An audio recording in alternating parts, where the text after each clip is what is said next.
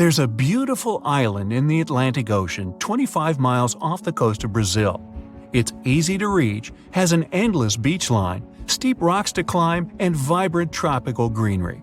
Yet there isn't a single hotel here, no one's hiking on all those rocks, no one's watching sunsets by the ocean, and you'll never see kids build sandcastles on the beach. People left this island a long time ago and will unlikely ever come back to live here. It's been long since taken over by creatures you'd rather never meet. Ilha da Queimada Grande has the highest concentration of venomous snakes in the world. It's the only natural habitat of the golden lancehead viper, one of the most dangerous snakes on the planet. Somewhere between 2,000 and 4,000 of these critters live here. They say you're never more than 3 feet away from meeting one of them on the island. They're like life insurance salesmen. Lancehead vipers have venom that's 3 to 5 times stronger than that of their closest mainland relatives. Evolution helped them to develop it to keep them properly fed. Their only prey is birds that visit the island to rest. Lanceheads have to slither up the rocks for lunch and can't wait and trace those birds like other snakes. So they developed a super venom that works almost instantly. One legend says the snakes ended up in the middle of the ocean thanks to pirates. They were looking for a good place to hide their booty, their gold. The island was a perfect match. They also needed something to protect their treasures from any invaders. So they brought some snakes, and those multiplied quickly. A more realistic explanation involves not humans, but rising sea levels. Snake Island used to be part of the Brazilian mainland, but the sea isolated it from the rest of the country around 11,000 years ago. The snakes that ended up on that island were able to spread and thrive because they had no predators to bother them. And when people tried to, let's just say it didn't end well. Another island legend is about a fisherman who came here to pick bananas. He didn't expect he'd have the company of venomous snakes, and they were ecstatic about a new item on the menu. The fisherman ran for his life back to the water, but had been bitten before he managed to jump into his boat. A couple days later, his boat was found, but he didn't make it through the journey. Snake Island has long been uninhabited, but it used to have a human population for a few years, from 1909 to 1920. It was the lighthouse keeper, his wife, and 3 kids. Their task was not to let people on the island. According to another legend, one night snakes got inside their house through the windows. The parents grabbed their kids and tried to escape to the boat. Sadly, the snakes were faster. No one of the family had survived that visit. The lighthouse has been automated. Now the Navy visit it regularly to check if it's in order and keep visitors away from the island. It's both for the safety of people and for the good of snakes that are a critically endangered species. Some of those people are tourists looking for adventures. Others are smugglers that capture and sell lanceheads for $10,000 to $30,000. Animal collectors and scientists are willing to pay that price. There are rumors that the venom helps cure heart conditions. In the past, someone tried to set the island on fire to get rid of the snakes altogether and clear the land for agriculture. But the snakes have an important mission. It's crucial to study them to better understand the whole lancehead snake family and to treat people who get bitten by them on the mainland. Such incidents happen a lot in Brazil. If you really want to visit the island, you have to be one of those biologists or researchers who use it as a real-life lab to study the golden lanceheads. You must go through a lot of paperwork and get an official permission for a visit. There will also always be a doctor in the group to help others if something goes wrong, and Navy officers to make it safe. Elsewhere, there are places where people do survive alongside snakes. Musambo Island on Lake Victoria in Uganda is home to 2,000 snakes and less than 100 people. That's a ratio of over 20 snakes per person. Rock pythons, cobras, vipers. You can find those even in people's houses. Sometimes they share beds with the locals. They believe the island is home to many kinds of spirits that have transformed into snakes. The people are just guests here, and they must never ever hurt those snakes. Even if you find a cobra under your pillow, you aren't supposed to scream for help. You'll scare away good luck. And if you hurt a snake, Well, prepare to pack your bags and leave the island for good. There are also monitor lizards on the island. The snakes live in peace with them and the locals. They feed mainly on bird eggs and won't attack you first. The real danger of North Sentinel Island isn't the snakes, it's the people.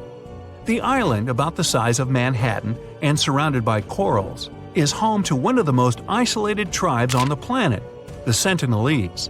They're a hunter-gatherer society that doesn't welcome any strangers at all. The only safe outside visit took place in 1967. Based on what they saw back then, anthropologists guessed there could be anywhere between 50 and a couple hundred people living on the island. No one else in the world speaks or understands their language. Another dangerous place is Makajima Island in Japan, south of Tokyo. It's famous for the active volcano it sits on. There have been 6 eruptions in the last century alone.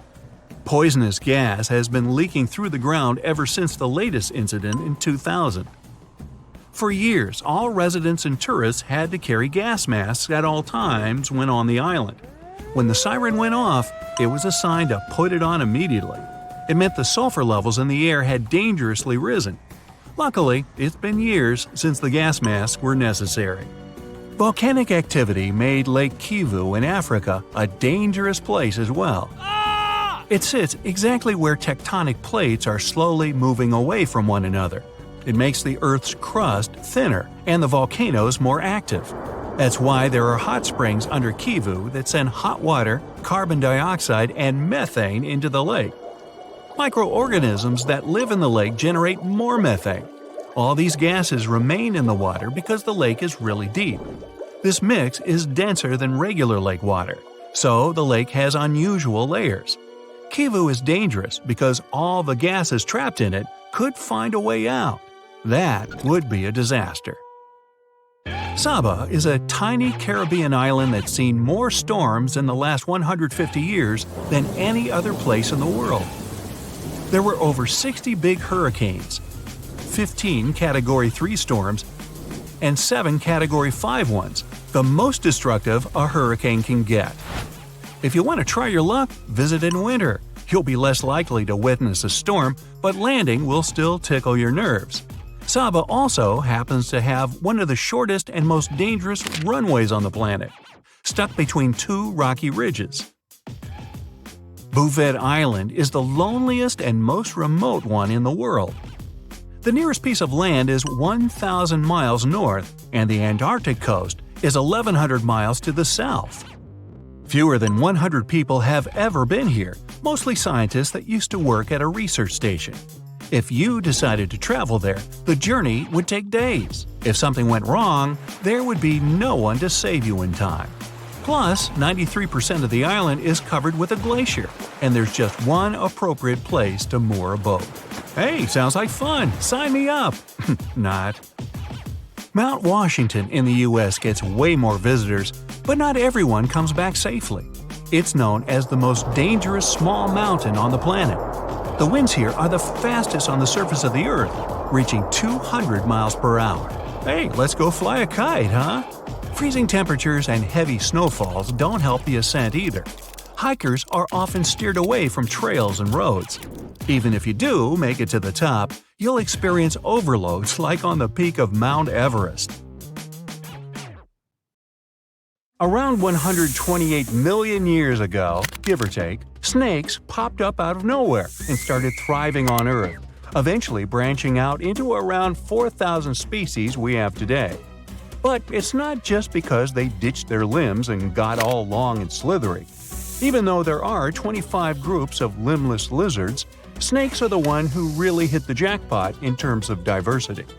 To figure out what makes snakes so successful, scientists looked at over 60,000 snake and lizard specimens from museums all over the world. According to them, snakes have been evolving faster than lizards in key ways, which gives them the upper hand when it comes to exploring new opportunities. So if you think this is creepy, hey, I'm right there with you. But let's push forward. One major factor of their success is their feeding habits. With their flexible skulls and keen sense of smell, snakes can eat animals way bigger than their heads and track down prey like champs. When dinosaurs got wiped out around 66 million years ago, snakes were ready to adapt to the changing world and fill those empty spots. Now, we're not sure why snakes evolved so quickly, but it's clear that there's something special in the grand scheme of evolution. Just like the sudden explosion of flowering plants, these macroevolutionary singularities have shaped life on our planet in unexpected ways. Now, snakes can be found almost everywhere on Earth, showing off a wide range of traits and habitats. They can be found in deserts, rainforests, grasslands, and even deep oceans. All snakes are predators, munching on different prey, including insects, small vertebrates, other snakes, and sometimes even larger mammals or humans. Ow! However, you won't see any snakes in Ireland. Why? Well, one of the most famous legends about St. Patrick involves him driving these reptiles out of Ireland. Still, experts think snakes never lived in Ireland to begin with, so it's more of a symbolic story than anything else. There are a few more places in the world where snakes don't exist, like Iceland, Greenland, New Zealand, and Antarctica. New Zealand's lack of snakes is especially intriguing, considering its proximity to snake-heavy Australia. The reason for this seems to be the country's ever-changing climate, which makes it difficult for snakes to thrive. Now, even though New Zealand is snake-free, sea snakes occasionally make an appearance in its waters. The yellow-bellied sea snake and the yellow-lipped sea crate are known to visit the island every now and then. So when it comes to what country has the most snakes, Brazil takes the prize. With over 375 species calling it home, Brazil has a mix of harmless and dangerous snakes. The country's vast rainforests provide a perfect habitat for these reptiles, including famous constrictors like the anaconda, the boa constrictor, and the emerald tree boa. Brazil is also home to venomous snakes, such as the fer-de-lance and coral snakes. However, if you fear going to a Rio carnival just because you're terrified of Brazilian snakes, I've got some news for you. Out of 4,000 snake species in the world, only around 600 are venomous, and only about 200 of them can cause harm to humans. So, fatal snake bites are less common than people might think. Chances you stumble upon a bad snake are like 5%. Now, it's hard to say exactly how many individual snakes there are out there, as they tend to, keep to themselves. However, scientists can make estimates about the number of specific species. For example, they believe that there could be as many as 1 million common garter snakes in the wild. Cute little guys. Unlike the super widespread common garter, the St. Lucia racer is one of the rarest snakes in the world. It had quite a roller coaster of a story. Thought to be extinct, then found again, then lost, and finally rediscovered in 2012. The survivors are spending time together on a teeny island called Maria Major, after being wiped out on the mainland by mongooses and other invasive critters that like to snack on these harmless snakes.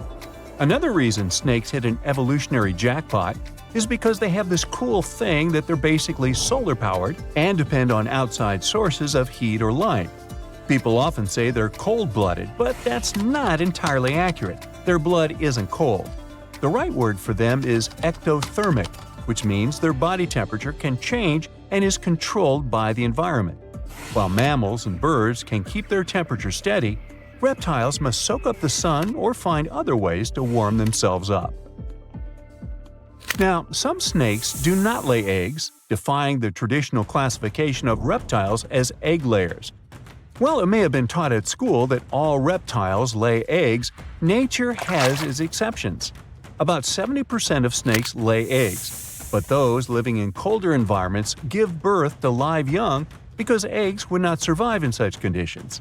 Nature always has a way of challenging our expectations and classifications. Snakes are a successful group of tetrapods, even though they don't have the 4 key-footed feature that tetrapods are named after. Despite this, or maybe because of it, snakes are super diverse. It might seem like this diversity dates way back to the times of dinosaurs, over 100 million years ago. But modern snakes seem to have emerged more recently. Fossils and DNA suggest that snakes started to spread out and evolve after the mass extinction event that wiped out dinosaurs. They took advantage of the empty habitats and niches left behind by the long-gone species. In terms of movement, snakes are super flexible and can crawl, burrow, climb, swim, and some can even fly. The ancient ancestors of snakes were quite different from what we see today, with some species even having well-developed limbs. Snakes continued to evolve through the late Cretaceous period, with various species appearing around the world. Only a handful of modern snake families emerged later, millions of years after the extinction of dinosaurs. The snake fossil record is patchy, making it hard to piece together their evolutionary history. To make sense of it all, scientists turned to DNA analysis. Molecular clock techniques help estimate when various snake lineages split off from each other, suggesting that most of the modern snake diversity is younger than dinosaurs. Only a few snake lineages survived the mass extinction event at the end of the Cretaceous. But these few survivors managed to give rise to the incredible diversity of snakes today. Some snake families persisted for millions of years until they eventually went extinct, while others thrived and diversified in the aftermath of the mass extinction event. This pattern of survival and rapid diversification resembles what we see in the bird and mammal fossil records after the extinction of dinosaurs. The ability to burrow, hunt in the dark, and go long periods without food helped some snakes survive the chaos after the mass extinction. Their flexibility and adaptability allowed them to find shelter and thrive when other species couldn't. Snakes can be some of the scariest animals around. Most snake species are harmless and don't bother humans. Even if they wanted to, most snakes are too small to pose a real threat to people. But there are some big snakes out there that can eat surprising things. The largest animal ever eaten by a snake was a 150-pound hyena devoured by an African rock python. I'll bet that hyena wasn't laughing then, huh? Before that, the biggest meal on record was a 130-pound impala eaten by a rock python. That's impressive. The biggest snakes in the world are constrictors. They tend to suffocate their prey. To eat large prey, the snake itself has to be huge. African rock pythons, green anacondas, reticulated pythons, Burmese pythons, Indian pythons, and amethystine pythons are all contenders for the title of the largest snake in the world. They can grow to incredible lengths and weights. And that's it. I'm done with snakes now. Ew. Back in 2009, people in Ishikawa, Japan, saw a kind of rain no one's ever seen before. It was raining tadpoles. First reason is that the wind that day was so strong, it lifted and carried all those tadpoles away in no time. The second possible reason is that big birds, such as gulls, just dropped them while they were flying to their nests. Some scientists believe these creatures were hauled off the ground by a waterspout and rained down later. By the way, that day, people found not only tadpoles, but also frogs and fish instead of puddles. And yep, it can be raining worms too. Some people claim they've seen snake rains. Yay! It was a lovely spring in 1876 in Bath County, Kentucky. Mrs. Crouch was making soap in the yard of her house when she suddenly noticed it started raining meat. It wasn't ground meat. Those were large 3 inches in diameter chunks of meat falling right on her. 2 volunteers were brave enough to try that grisly-looking meat of unknown origin, and they said it tasted like lamb or deer. Well, they were no foodies. It turned out to be beef. Such cases were registered in Europe too, and the only logical explanation of meat showers is that buzzards flying over just drop meat pieces they say for lunch. With no luggage, their bodies are lighter and they can fly easier. Wow, I wish it rained donuts on me once. Rains aren't unusual for Oakville, Washington, but this one still doesn't have any solid explanation. Instead of common raindrops, people watch translucent jelly-like blobs falling down from the skies. These little things covered about 20 square miles. Those who got really close to that sort of rain said they felt bad the next day. Scientists studied those blobs and realized they contained human white blood cells, but other tests later showed it wasn't true. Some people think these might have been evaporated jellyfish, which resulted in rain, or it could simply be some waste from a commercial plane. Almost the same thing happened in 2012 in Dorset, UK. During a hailstorm, people found gelatin balls together with hailstones. Researchers collected these goopy balls and stored them in a fridge to study later. Turns out it wasn't necessary, since the slimy blobs didn't melt at room temperature. No one is sure even now about where the balls came from, but the first idea was that those were eggs of some aquatic animal carried by birds right up in the sky. Later tests proved that the jelly substance was a chemical that acts as a waterlock and is used in many commercial products, even cables to protect them from water. Australian spiders are notorious, and to frighten people, they even learn how to rain.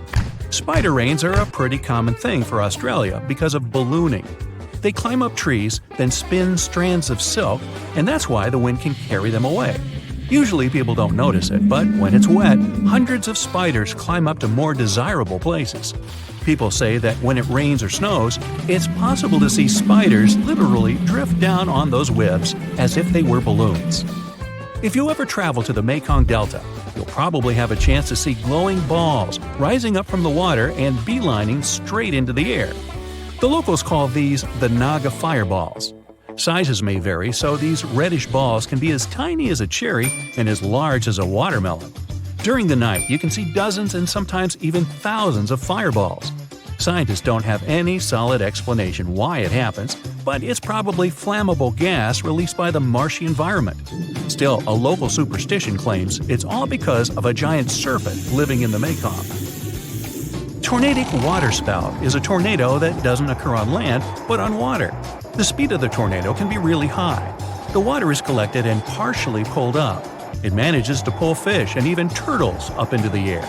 Actually, raining fish can also be explained by this weather phenomenon. The same might happen on the snow, too, but it's really rare. There are only 6 pictures of snow spouts, 4 of which were taken in Ontario. This weather phenomenon requires that the water is warm enough to produce fog while the air temperature is really cold, next to impossible. Lava is red, sky is blue, I'm on bright side, and so are you. Okay, I made that up. But the part about the lava being red can change. That's true, especially if you see the lava flowing from Kauai Gen volcano located in Indonesia. It has a typical red color during the day, but at night it turns luminescent blue. No mystery behind it, just tons of sulfuric acid. This volcano also has the largest acidic crater lake in the world.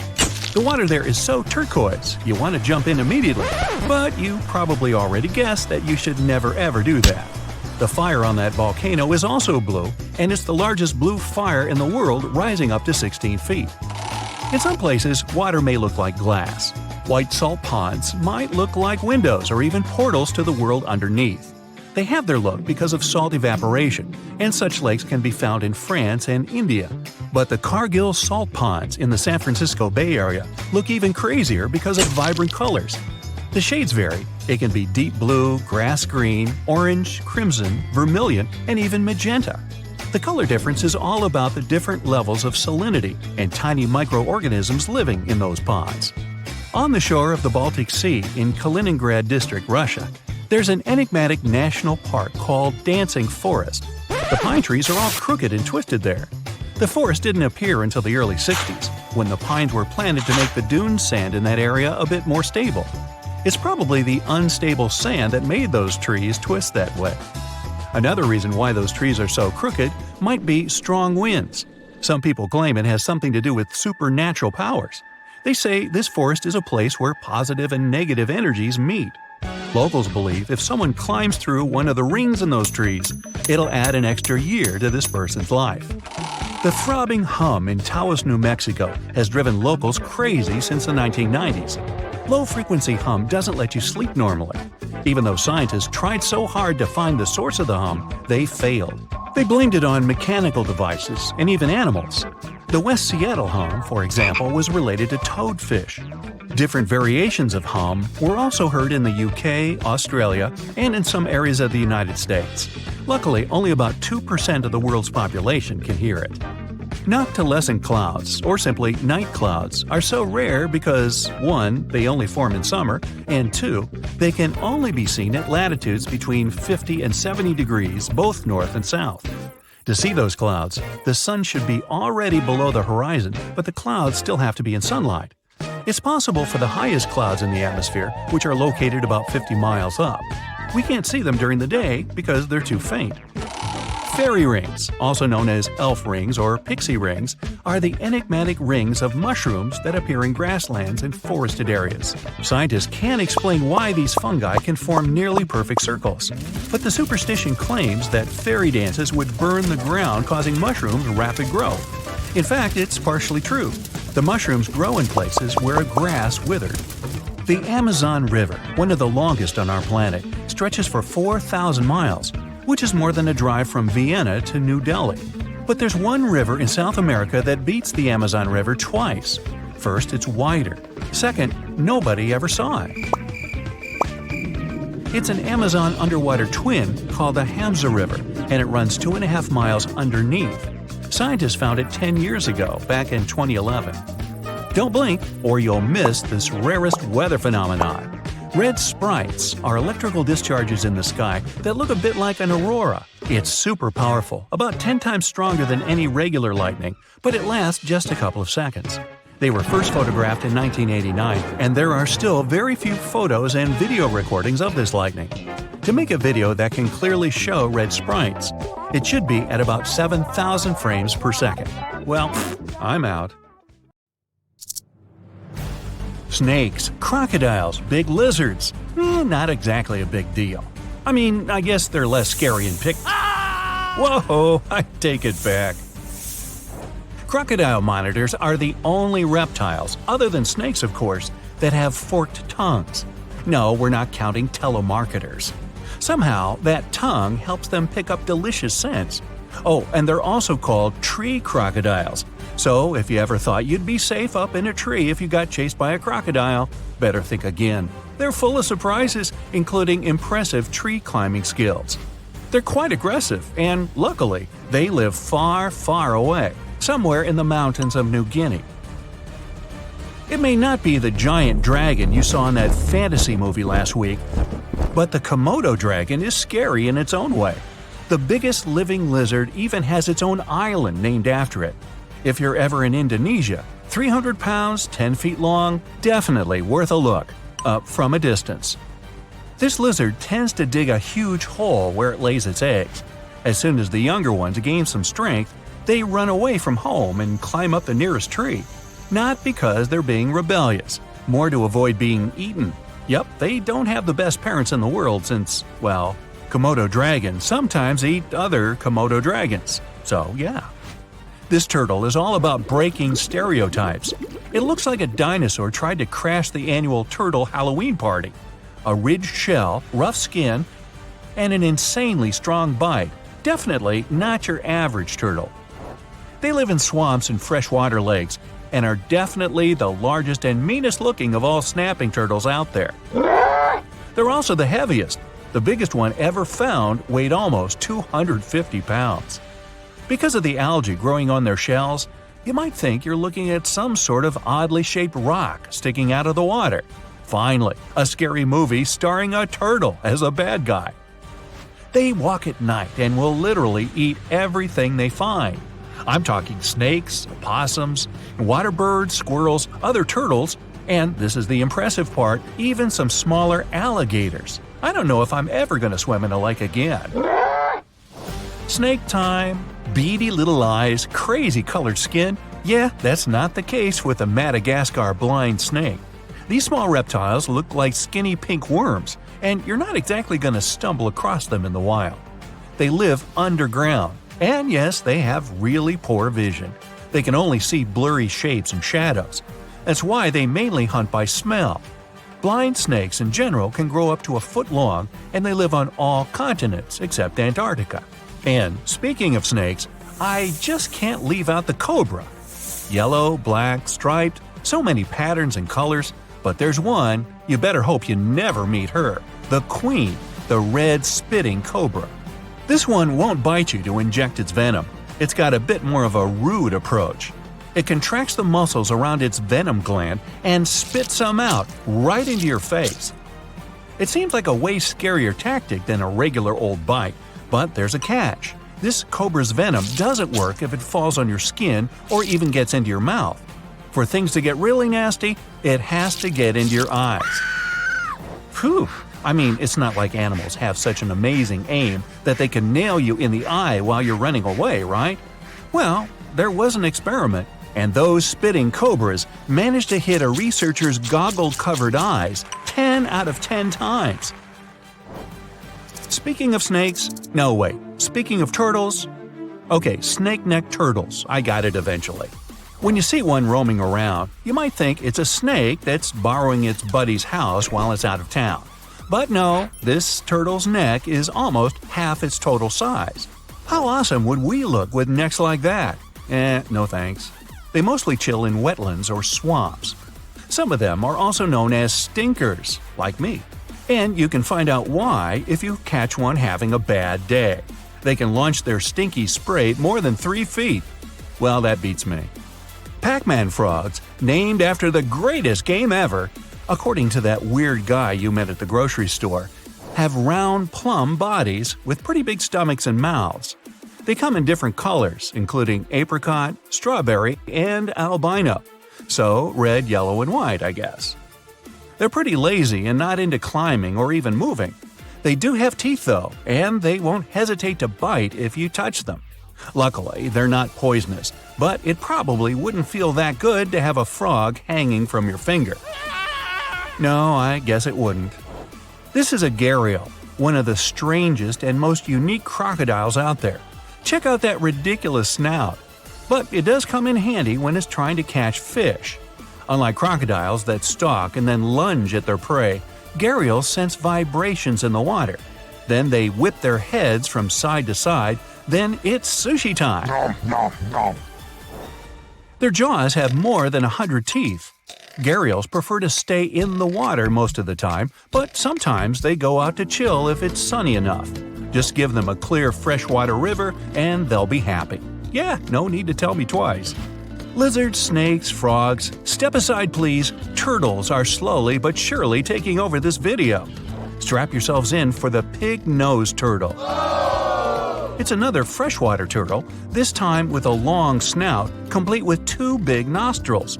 It gets its name because, duh. That sweet snout allows it to breathe while the rest of its body stays underwater. That way, it can keep its body hidden. It's safe from any underwater danger too, since its belly looks sort of like the reflections made by nearby trees. It may look funny, but this turtle's had its own camouflage tactics and totally unique look for the last 140 million years. That's way before the dinosaurs went extinct. The leaf-nosed snake has a quite elongated body and a bizarre nose that looks kind of like a bendy leaf. Okay, so this Pinocchio snake comes from Madagascar and lives in trees, and you might easily mistake it for a branch. This snake chills during the day and goes out at night to find itself some delicious smaller reptiles, frogs, and even birds. Picture yourself on a sandy tropical beach. The sea, coconuts, palms, and iguanas? Yeah, these guys hang out everywhere, in the sand, up trees, on walls. They live all the way from Mexico to Brazil and love to chill anywhere sunny. It's not just a relaxing hobby. They need the sunlight for its vitamin D, which helps them absorb more nutrients from their food. And no worries, iguanas aren't dangerous as long as they don't feel threatened. If they do, well, luckily they're not venomous. But they do have sharp teeth that can cause some serious discomfort. Oh, and you know how those smaller lizards lose their tail when they get stuck or when you step on them? The same thing happens to iguanas. A legless lizard is a reptile that's always getting mistaken for a snake. It actually lost its legs and arms, not overnight of course, but through millions of years of evolution. Snakes lost their legs and arms even earlier. Still, there are real differences between them. If you get up close and personal with a legless lizard, you'll see that it blinks. But snakes, on the other hand, they don't even have eyelids. They protect their eyes with see-through membranes. Snakes actually have shorter tails, while legless lizards, well, they're mostly tail. Now you're totally ready for next Monday's quiz night, Reptile Edition. Gotta say it again, turtles are rocking this video. And this time, I mean literally. Merry river turtles look just awesome. It's not like you see a reptile with a green mohawk every day. But this little turtle has a secret. That's not its natural hair. It's actually algae. Ooh, slimy. No one expected such a strong storm. It's too dangerous to sail back to the land because of high waves and winds. But suddenly, you notice a small green island nearby. You and your friend are about 25 miles off the coast of Brazil. You were fishing and didn't notice black clouds obscuring the blue sky. You're approaching the unknown island and see a Coast Guard boat behind you. People from there are screaming something to you, but you can't make out the words because of the thunder. They tell us we should stay away from that island, your friend says. Despite the warning, you still sail since there's no other way out. Around the island, you notice sharp rocks sticking out of the water like knives in the dark. Now you realize what the Coast Guard warned about, but it's too late. Your boat hits a rock. The bottom is pierced. You start to sink. The rain and wind are getting stronger. Both of you fall overboard. Then, darkness comes. You wake up in the morning because of the scorching sun and a dry mouth. Your friend and the wrecked boat are lying nearby. Apparently, you'll have to wait for rescuers to get out here. Now, in the light of day, you can see how dangerous the island's coast is. It's surrounded by rocks, and you're lucky you've survived. Getting out of here will be difficult. Together with your companion, you decide to look for coconuts and bananas. Your friend goes to the wreckage and pulls out a bag of medicine. Then, both of you leave the sandy beach and enter the dense jungle. A couple of steps later, you hear a strange hiss. You see your friend. His eyes are filled with horror. Goosebumps run down your back. You feel something alive crawling under your feet, and there's a lot of it.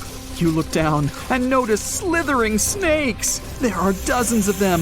They wrap around your legs, get into trees. They're everywhere. Don't move, your friend says. I think I know where we are. You want to ask him a question, but fear takes away your voice. He reads your face and answers the question. We're in one of the most dangerous places on Earth, the Brazilian Snake Island. These are not just some ordinary snakes. This is the golden lancehead, one of the most venomous reptiles in the world. You can find them nowhere else on the planet except for this land. They evolved here naturally, without other snake species intervention. That made their venom 5 times stronger than the venom of ordinary vipers. They're practically the only owners of this island. Nowhere else in the world will you find such a concentration of creeping reptiles on such a small piece of land. And now, they're glad that 2 big lunch meals have arrived. There's little chance of survival, but you're gonna try. The first thing you need to do is get out of your stupor and find a thick stick. This is your best tool right now. If you encounter a venomous snake, the best you can do is retreat slowly.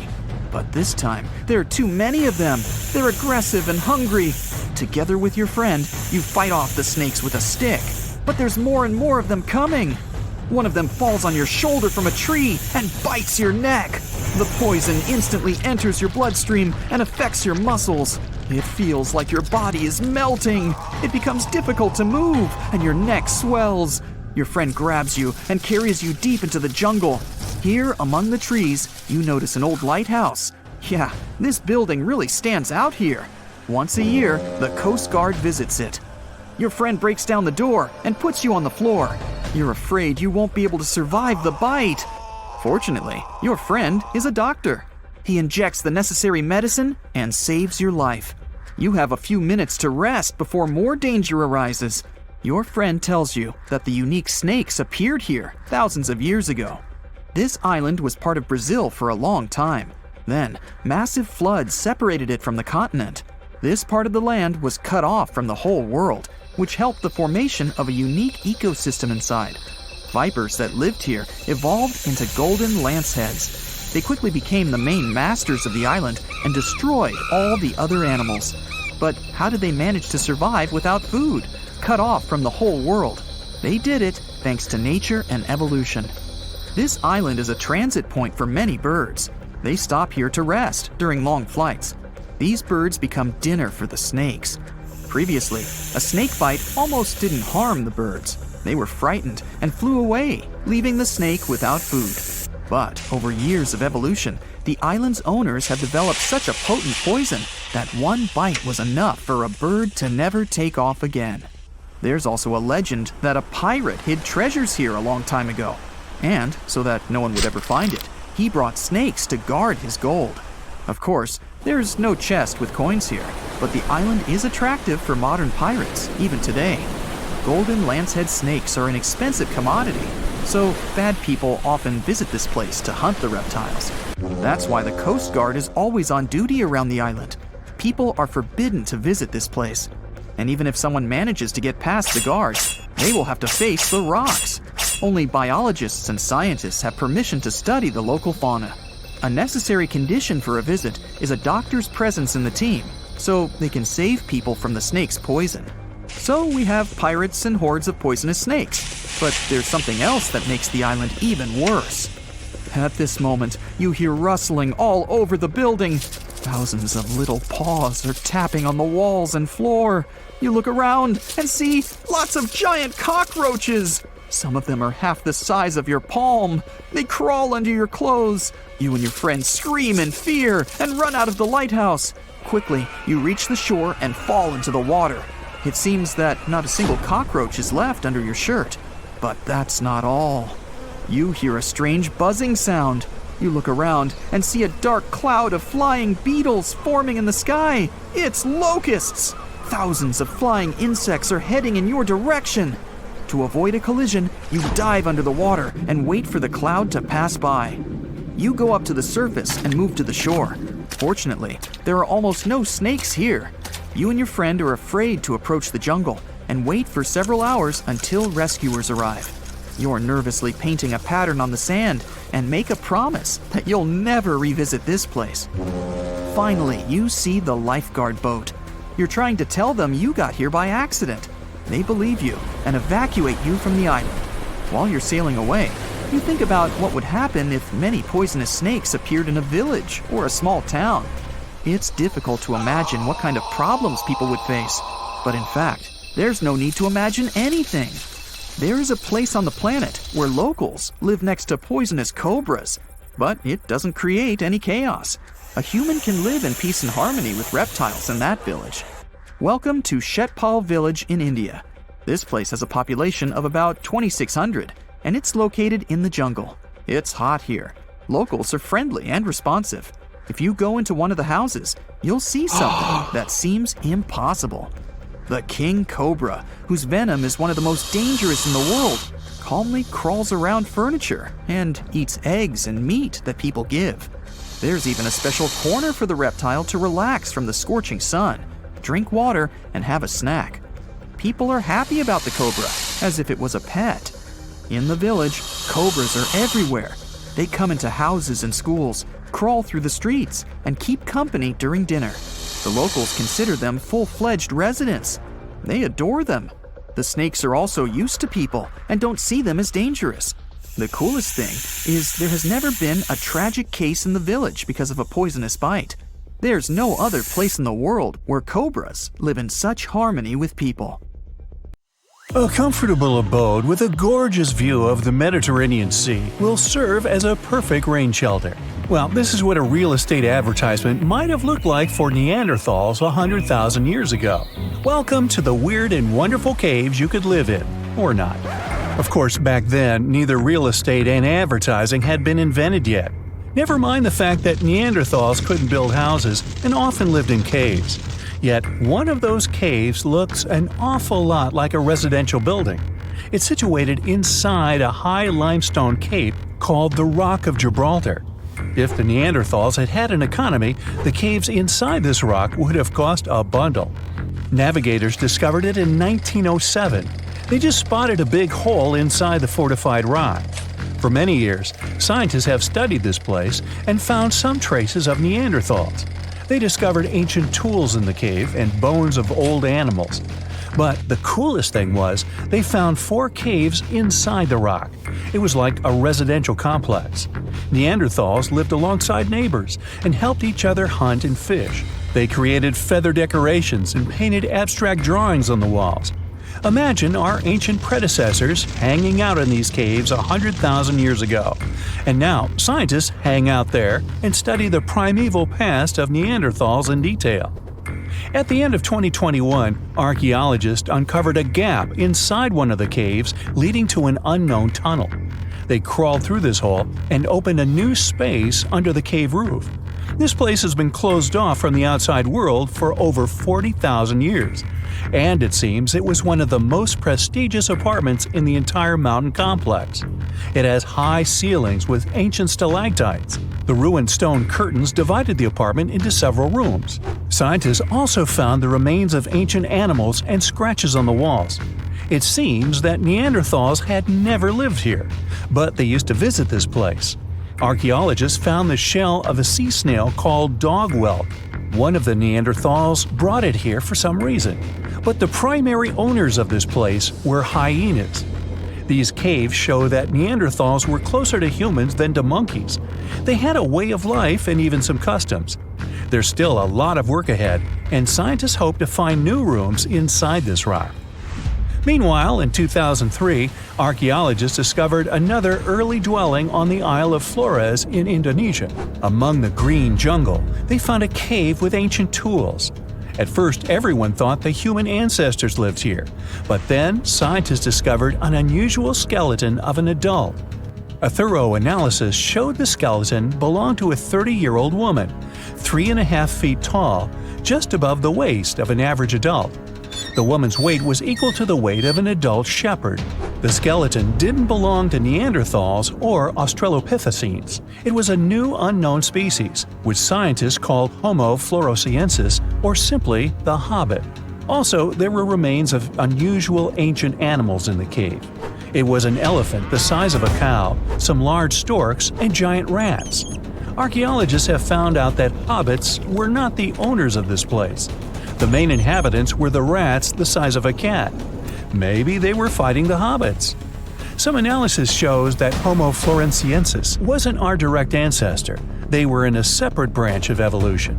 The hobbit skeleton looks more like that of a monkey than of modern humans.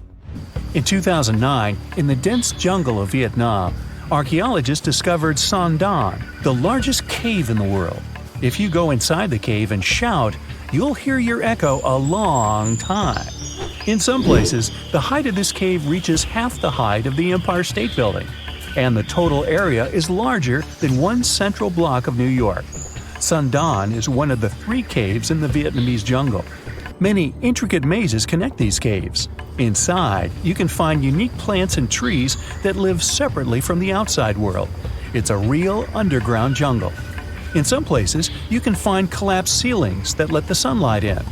Besides unusual trees and plants, ancient stalactites hang there. Some limestone deposits are more than 450 million years old. They were here even before dinosaurs appeared. There are also many rivers in the cave. Rainwater coming down from holes in the ceiling has formed them.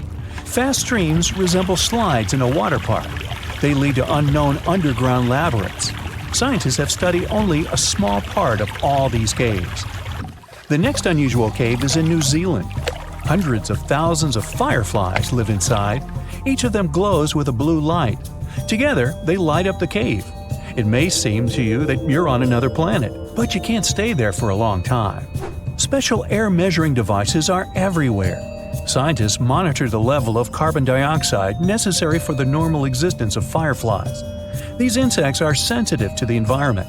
If there are many people in the cave, or they stay there too long, the park staff will ask them to leave the place. It's like you're literally stealing oxygen from the fireflies. We've seen some pretty amazing caves so far, but how about a scary one? We're going to the desert of Yemen's Al Mara province. What we're looking for is not a cave, it's just a black hole in the ground, right in the middle of the desert. It's big, the size of a basketball court. It's not its size that could scare you, but what's inside. Scientists are still not sure what it is.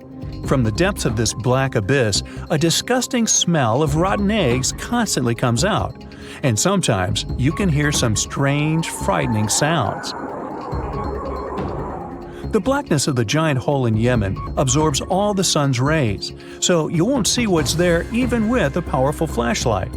People flew over this place by helicopter.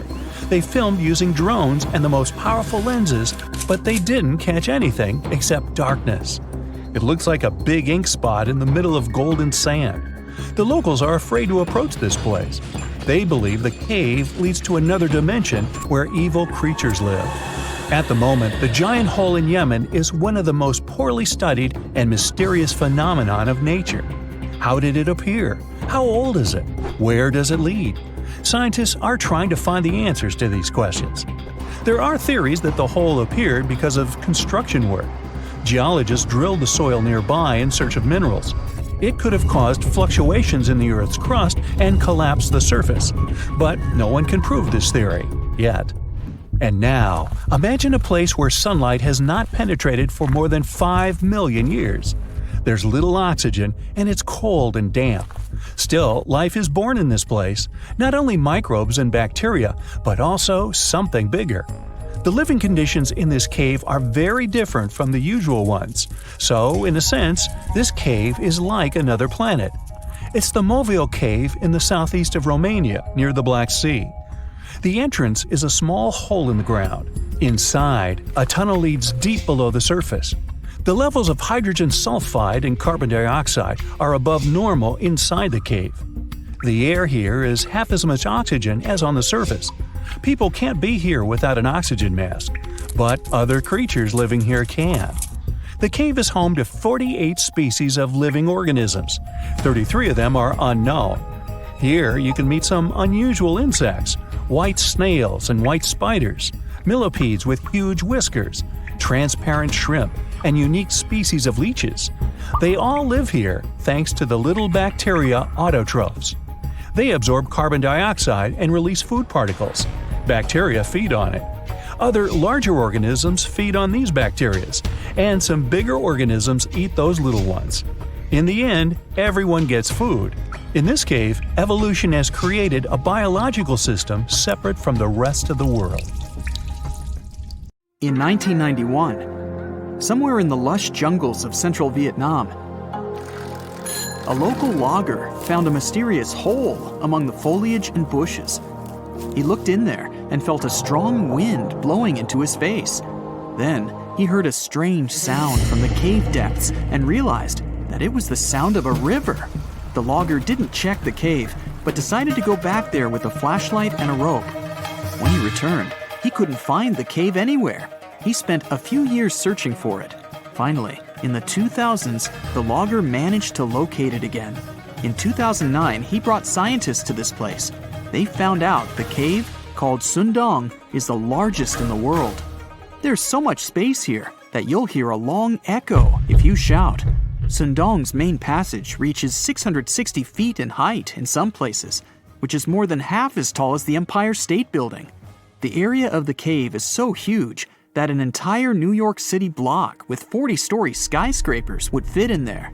There's a deep underground labyrinth under the jungles of Vietnam, hiding 3 of the largest caves in the world, and Sundong is number 1 on this list. The vast space inside is filled with various plants, unique microclimates, and different landscapes. There's a real jungle growing underground. It became possible thanks to the collapsed ceiling in some places. It lets sunlight penetrate there from above. There are huge stalactites 250 feet high on the ceilings and walls, which is more than the length of a passenger Boeing. They've been here between hundreds of thousands and millions of years. Some limestone deposits are more than 450 million years old. It means they've existed since the time long before the dinosaurs. Besides the jungle, there are also many rivers in the cave. They were formed because of rainwater coming down from holes in the ceiling. These rivers are smooth and fast, like slides in a water park. But riding them isn't the best idea, since they can carry you into one of those long labyrinths that the cave is full of. And we still don't know where they're going. You may find yourself in another unknown part of the cave. This is what happened in 2018. 3 divers accidentally discovered new areas in Sindong. The cave turned out to be much bigger than everyone thought. They dove into one of the cave's lakes and reached a depth of 256 feet. At the bottom, they found a separate tunnel.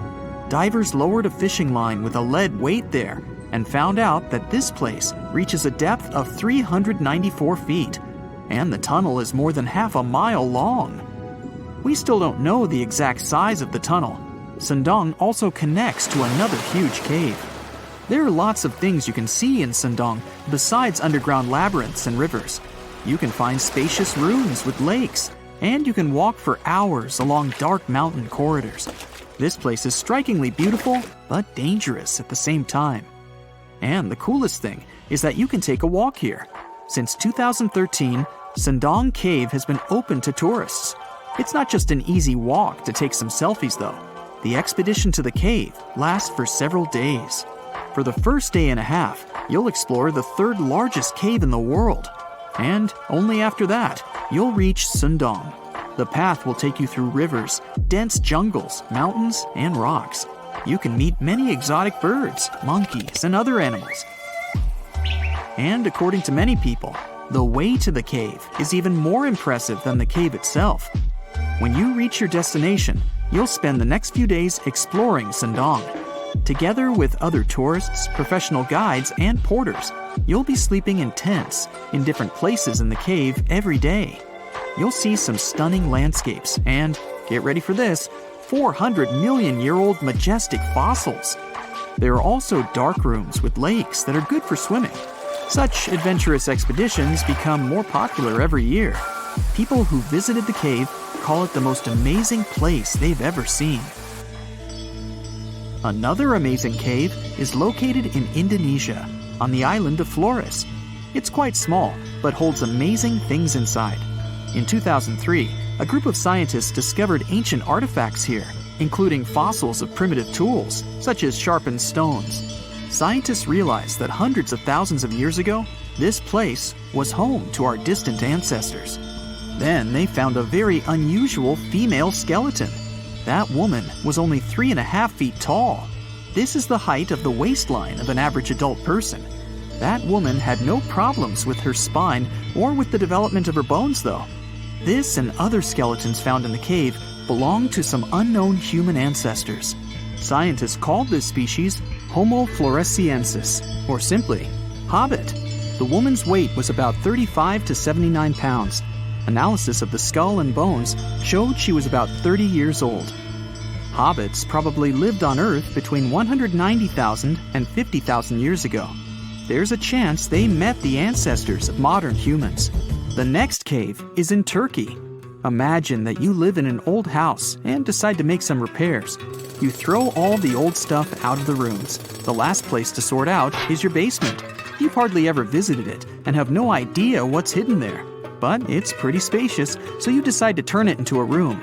You tear down the wall and discover the entrance to the cave.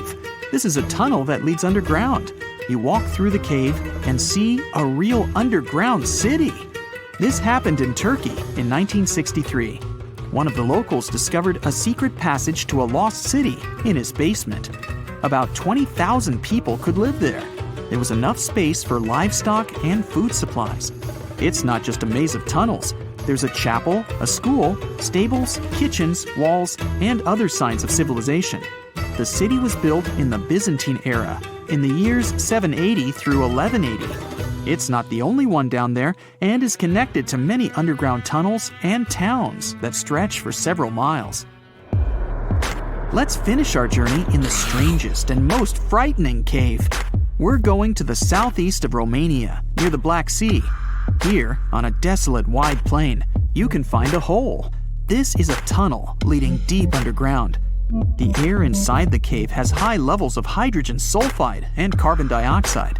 Under normal conditions, the air we breathe contains around 20% oxygen, but it's only 10% here. You won't be able to breathe freely without an oxygen tank. The water and air here are poisoned. Almost no animals are able to live in such conditions, at least the ones we know about. And this cave is filled with 48 species of living organisms, 33 of which are new unknown species. creeping things that live here can scare you, especially if you're afraid of bugs. Strange white snails and white spiders are crawling along the walls. An unknown species of leeches and transparent shrimp are swimming in the water. White millipedes with huge mustaches are creeping on the ground. Here you can also meet an unknown kind of scorpion with a transparent white body that doesn't look like any other kind of scorpion. Nothing here looks like ordinary animals at all. All creatures in the cave are white or transparent. They don't have eyes, but they have long paws and antennae whiskers that help to navigate in space. Plants can't live here without sunlight and clean air. This means that oxygen isn't produced in this place. So how do these creatures manage to survive? The answer is in the water. The surface of the lake and puddles here is covered with strangely moving foam. This substance is a living organism. It consists of 1 billion bacteria called autotrophs. Ordinary plants absorb carbon dioxide and use photosynthesis to produce oxygen. This cave is filled with carbon dioxide. Autotrophs absorb it and secrete tiny food particles. Bacteria feed on these particles. Larger organisms then feed on those bacteria, and so on. In the end, there's enough food for everyone. This process is called chemosynthesis. It's like photosynthesis, but uses water instead of sunlight in its chemical reactions. In this cave, evolution has created a completely unique biological system, separate from the rest of the world. What do you think is one of the most dangerous animals in the world? It's not a venomous snake or a formidable tiger, not a ferocious grizzly bear or a giant crocodile. An extremely dangerous creature that can destroy entire species of animals and can cause ecological imbalance around the world is the cane toad. It doesn't look scary and aggressive. It won't attack you or any predatory animal. It spends its time among grass and swamps, hunts insects and croaks. It has many enemies among predators, herons, lizards, and others. And look, the crocodile is swimming up to the toad and grabs it with its powerful jaws. Lunch is ready. But watch what happens next. The crocodile feels very bad. It loses its strength and lies on the grass, not breathing. Call it terminal indigestion. The fact is that the cane toad is a highly poisonous amphibian. It has parotoid glands between the shoulders from which it secretes a dangerous toxin. As soon as it gets into the stomach of any animal, it causes irreversible reactions in the whole organism. Animals that have eaten cane toads rarely survive. And now imagine there are 1 million toads like that, and each of them is an attractive lunch for predators. This creature is native to South and Central America, but became most famous after it caused an environmental disaster in Australia. It all started in 1935 when people brought cane toads to fight the cane beetle. These insects were spoiling sugarcane crops in the northern part of the country. Farmers thought the imported toads would quickly get rid of the pests, but far from getting help, Australia received even more damage. The first problem was that toads didn't hunt bugs. Well, that would have been nice to know beforehand. Insects lived on the tall stalks of reeds, and toads couldn't jump as high, so toads would feed on other insects and multiply rapidly. Initially, about 100 reed toads were brought. Farmers managed to breed more than 2,000 of these animals and release them into the fields. The amphibian population grew to 200 million in less than 85 years. They flooded Australia and caused a decrease in the population of those predatory animals that fed on them. Unfortunately, the local fauna didn't manage to develop immunity to the toad poison. The invasive toads would wander all over the northern part of the continent, spreading at a speed of 30 miles per hour and causing damage to all the biological environments they came across.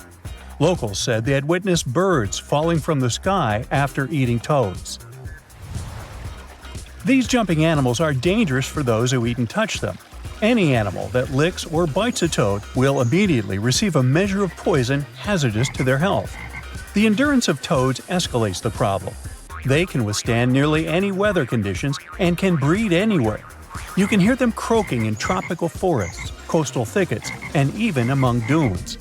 They deal with cold temperatures and heat and eat everything in their path. They're not picky when it comes to food. Amphibians feed on live insects, carrion, and waste. But the most crucial problem is the speed of their reproduction. Female cane toads lay from 8 to 30,000 eggs twice a year. Within 3 days, tiny tadpoles hatch from the eggs. They swim in the water for 20 weeks, then become toads. Their life expectancy is from 5 to 10 years in the wild. Bad weather conditions, predators, drought, and anything else can't stop them. People don't know what to do with them either.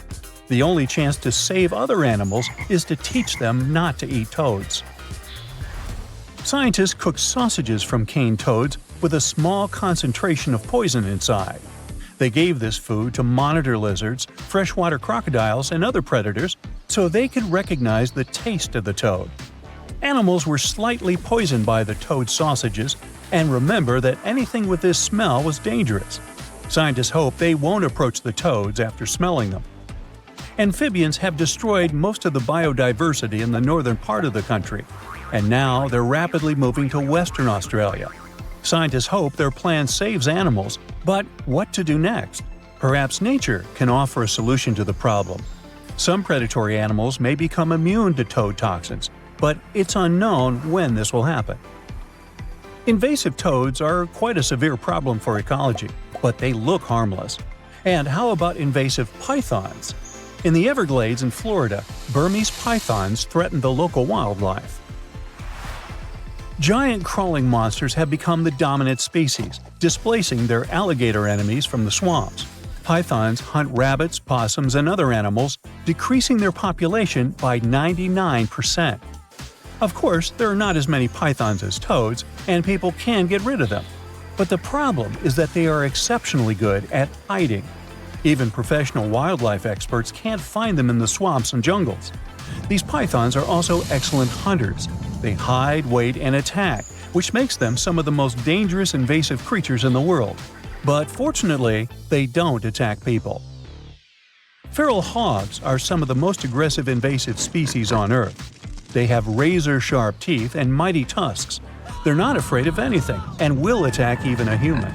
These big, fast animals eat acorns, chestnuts, turtle eggs, turkey and quail eggs, trample plants, and strike terror into all creatures in the area. They can cause $1.5 billion in damage annually in 47 states. Imported in the U.S. several centuries ago, feral hogs have recently experienced a fertility splash. Local biologists and farmers are trying to solve the problem, but at the moment, it's pretty challenging to control the feral hog population. This tiny beetle seems harmless, but can cause orange juice to disappear in the U.S. This is the Asian citrus psyllid that loves to eat orange fruit. This insect contains bacteria that infects citrus trees and slowly destroys them. After getting infected, tree roots deform, oranges fall to the ground earlier than they're supposed to, and the tree slowly loses vital energy.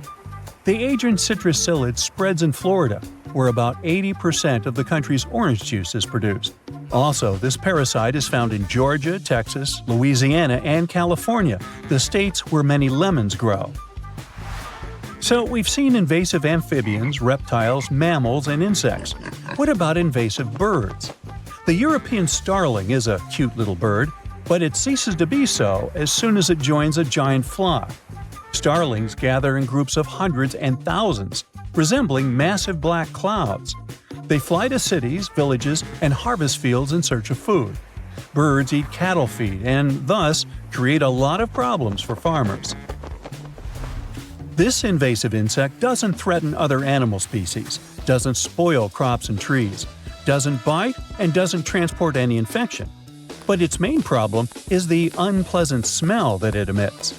There are so many brown marmorated stink bugs in the U.S. that, most likely, some of them live in your house. If you've ever seen it, you probably remember that stinky smell. Thanks to this fragrance, stink bugs have almost no enemies, at least in America. But in China, their populations are controlled by wasps that use the back of bugs to lay eggs. There are no such wasps in the States, so stink bugs breed freely here. Now, let's talk about one of the most invasive plants in the world. This is giant hogweed. It secretes a poison that is activated when exposed to sunlight. The toxin can burn skin and destroy trees and plants growing around giant hogweed. From the outside, it may seem like a beautiful plant. It has a tall 15-foot stem with a beautiful white flower. But this plant gets rid of other vegetation around it. Giant hogweed releases its seeds, and a light breeze spreads them for miles. When new plants grow, they destroy any other plants living nearby. The problem is that giant hogweed has no enemies. Insect pests can't eat it because of its poison. Animals also avoid it. Well, maybe nature will create some bugs that will eat its leaves and thus restore the balance. Today, I'm going to tell you about creatures that had unique features which allowed them to grow to incredible sizes. They were some of the most impressive animals to have ever existed on our planet. The Argentinosaurus is a genus of sauropod dinosaurs that lived approximately 97 million years ago in what is now South America. Scientists think it was one of the largest land animals ever, with a length of up to 100 feet and a weight of up to 100 tons. A farmer stumbled upon a giant leg bone while tending his cattle. That's how he discovered the first fossils of the Argentinosaurus in Argentina in 1987. Further excavations uncovered more bones, revealing a massive dinosaur that would have dwarfed most other animals of its time. The Spinosaurus, meaning spine lizard, is a genus of theropod dinosaur that lived around 97 million years ago in what is now North Africa. It is believed to be one of the largest carnivorous dinosaurs to ever exist, with a length of up to 60 feet and a weight of up to 23 tons. The Spinosaurus is known for its distinctive elongated sail-like structure on its back. It was likely used for thermoregulation. It also had long crocodile-like jaws that were lined with sharp teeth. This allowed the creature to catch and eat large prey, such as fish, crocodiles, and other dinosaurs. The first fossils of the Spinosaurus were discovered in Egypt in 1912. The sperm whale, Physeter macrocephalus, is a species of toothed whale that is the largest toothed predator on Earth. It also has the largest brain of any animal species. It is found in oceans all over the world and can dive to depths of up to 7,000 feet in search of food. You can easily recognize sperm whales by their massive, block-shaped heads, which can measure up to 1/3 of their total body length. They have dark brown or grayish-blue skin and a distinctive wrinkled appearance. The Titanoboa is an extinct genus of a giant snake that lived approximately 58 million years ago. It is considered to be the largest known snake ever. It could grow up to 42 feet and weighed around 2,500 pounds. The first fossils of the Titanoboa were discovered in a coal mine in Colombia in 2004. This discovery meant a lot because it provided insights into the size and behavior of snakes during the Paleocene era, as well as the overall climate and ecosystem of the time.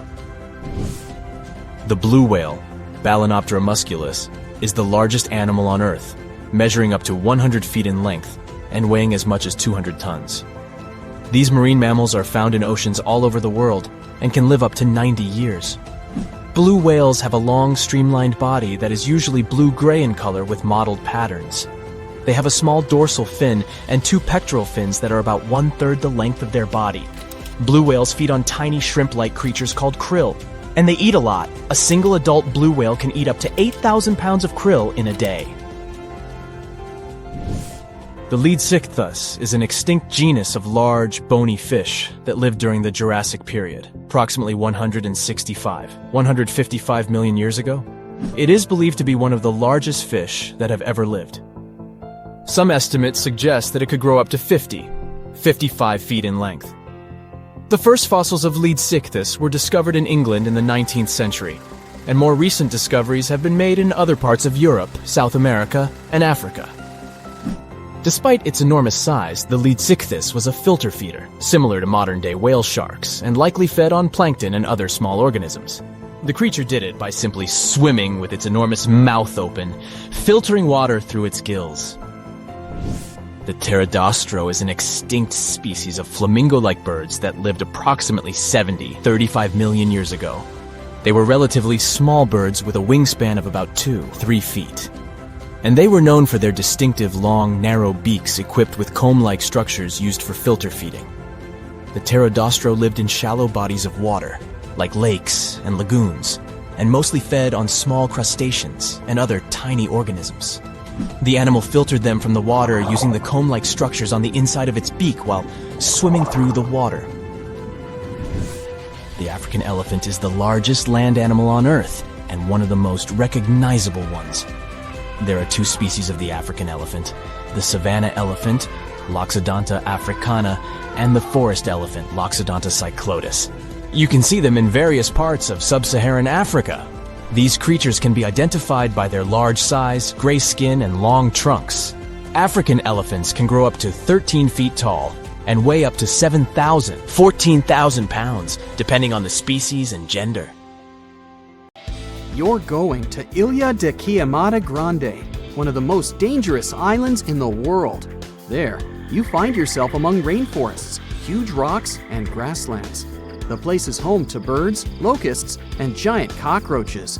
But there's one more animal, and because of it, the island got its notorious reputation. Snakes live there, and a lot of them. So many that the place is also known as Snake Island. Will you survive there? Located just 20 miles away from the coast of Brazil, the island has an area of 43 hectares, or over 100 acres. It probably got cut off from the mainland after the last ice age. The snakes were also separated from most other animal species. They didn't have competitors and had an unlimited source of food. In such a small area, there are up to 4,000 snakes. That's one snake for every 10 square feet. It would be a difficult feat not to come across a snake on this island. Not only is this snake, the golden lancehead, one of the most numerous on the island, but it's also a highly venomous pit viper species. And it's also one of the most venomous in all of Latin America. Its venom is so potent due to the isolation of the species, with only birds sharing the land with them. To catch these birds, the snake's venom needed to become extra strong. And indeed, since they got separated from their distant relatives, their venom has become up to 5 times more powerful. Most of the time, these snakes hide in the trees or amongst leaves on the ground. If you find yourself stranded here, you'll want to keep yourself a safe distance away. Snakes mainly use their sense of smell and rely on vibrations. If you get too close to one, either stand still or slowly walk away. If you make too many vibrations, this will make them feel threatened, causing them to strike. If you spot them a safe distance away, or if you're walking toward tall grass, stamp your feet a couple of times. This will notify snakes of your presence. They won't risk taking down prey larger than they are and will likely slither away. Carrying a stick is always a good idea, just in case you happen to come across a snake accidentally. This way, you'll have an extension of your arm that cannot be bitten. This simple thing might save your life. A stick with a V shape on the end will give you even more advantage. Even if a snake starts acting aggressively, holding it down will stop it in its tracks. But whatever happens, don't try to pick it up. Okay, but what if you get bitten? The chances are pretty high on this island, of course. First of all, don't try to get the venom out on your own. Make sure you call emergency services immediately. And once help is on the way, apply a wide bandage. A piece of clothing will do if you don't have anything else. Don't try to chase the snake trying to identify the species. Emergency services know how to figure out what venom it is. Now, just keep calm and wait for help. You might be wondering who you can call on this abandoned island. Well, since it's strictly prohibited to visit this place, there are signs advising to stay away all over the island, along with a number you can call if you run into trouble. Let's say you've successfully avoided getting bitten. The next thing to consider is what you can eat there. Snake Island was previously known as Ilha de Queimada Grande, where queimada is Portuguese for forest being lit up, or forest fire. The reason for that was the fact that the entire island was deliberately set on fire to make room for a banana plantation. Unfortunately, the banana business didn't turn out to be a success, probably because farmers got sick and tired of snakes. But some banana trees still thrive today, and they can provide you with some much-needed nutrients. You'll also want some protein in your diet throughout your stay. Luckily, along with the snakes trapped on the island, there are also cockroaches. These giant prehistoric-looking roaches come out at night to feed on plants. Get that barbecue started and enjoy the rare delicacy this island provides. A great way to survive on the island is to avoid it altogether. If by chance you happen to be sailing past, keep in mind that this place was once connected to the mainland. Rocks beneath the waves are very likely to damage the bottom of your boat if you get too close. Make sure you keep an appropriate distance when traveling past. Sure, this island is intriguing, but please remember that no matter how close you get to it, you won't be able to see snakes from the boat. You can only see these creatures if you get close enough, which you really shouldn't do. And it's not only reptiles that make this location dangerous. Pirates visit the island quite often.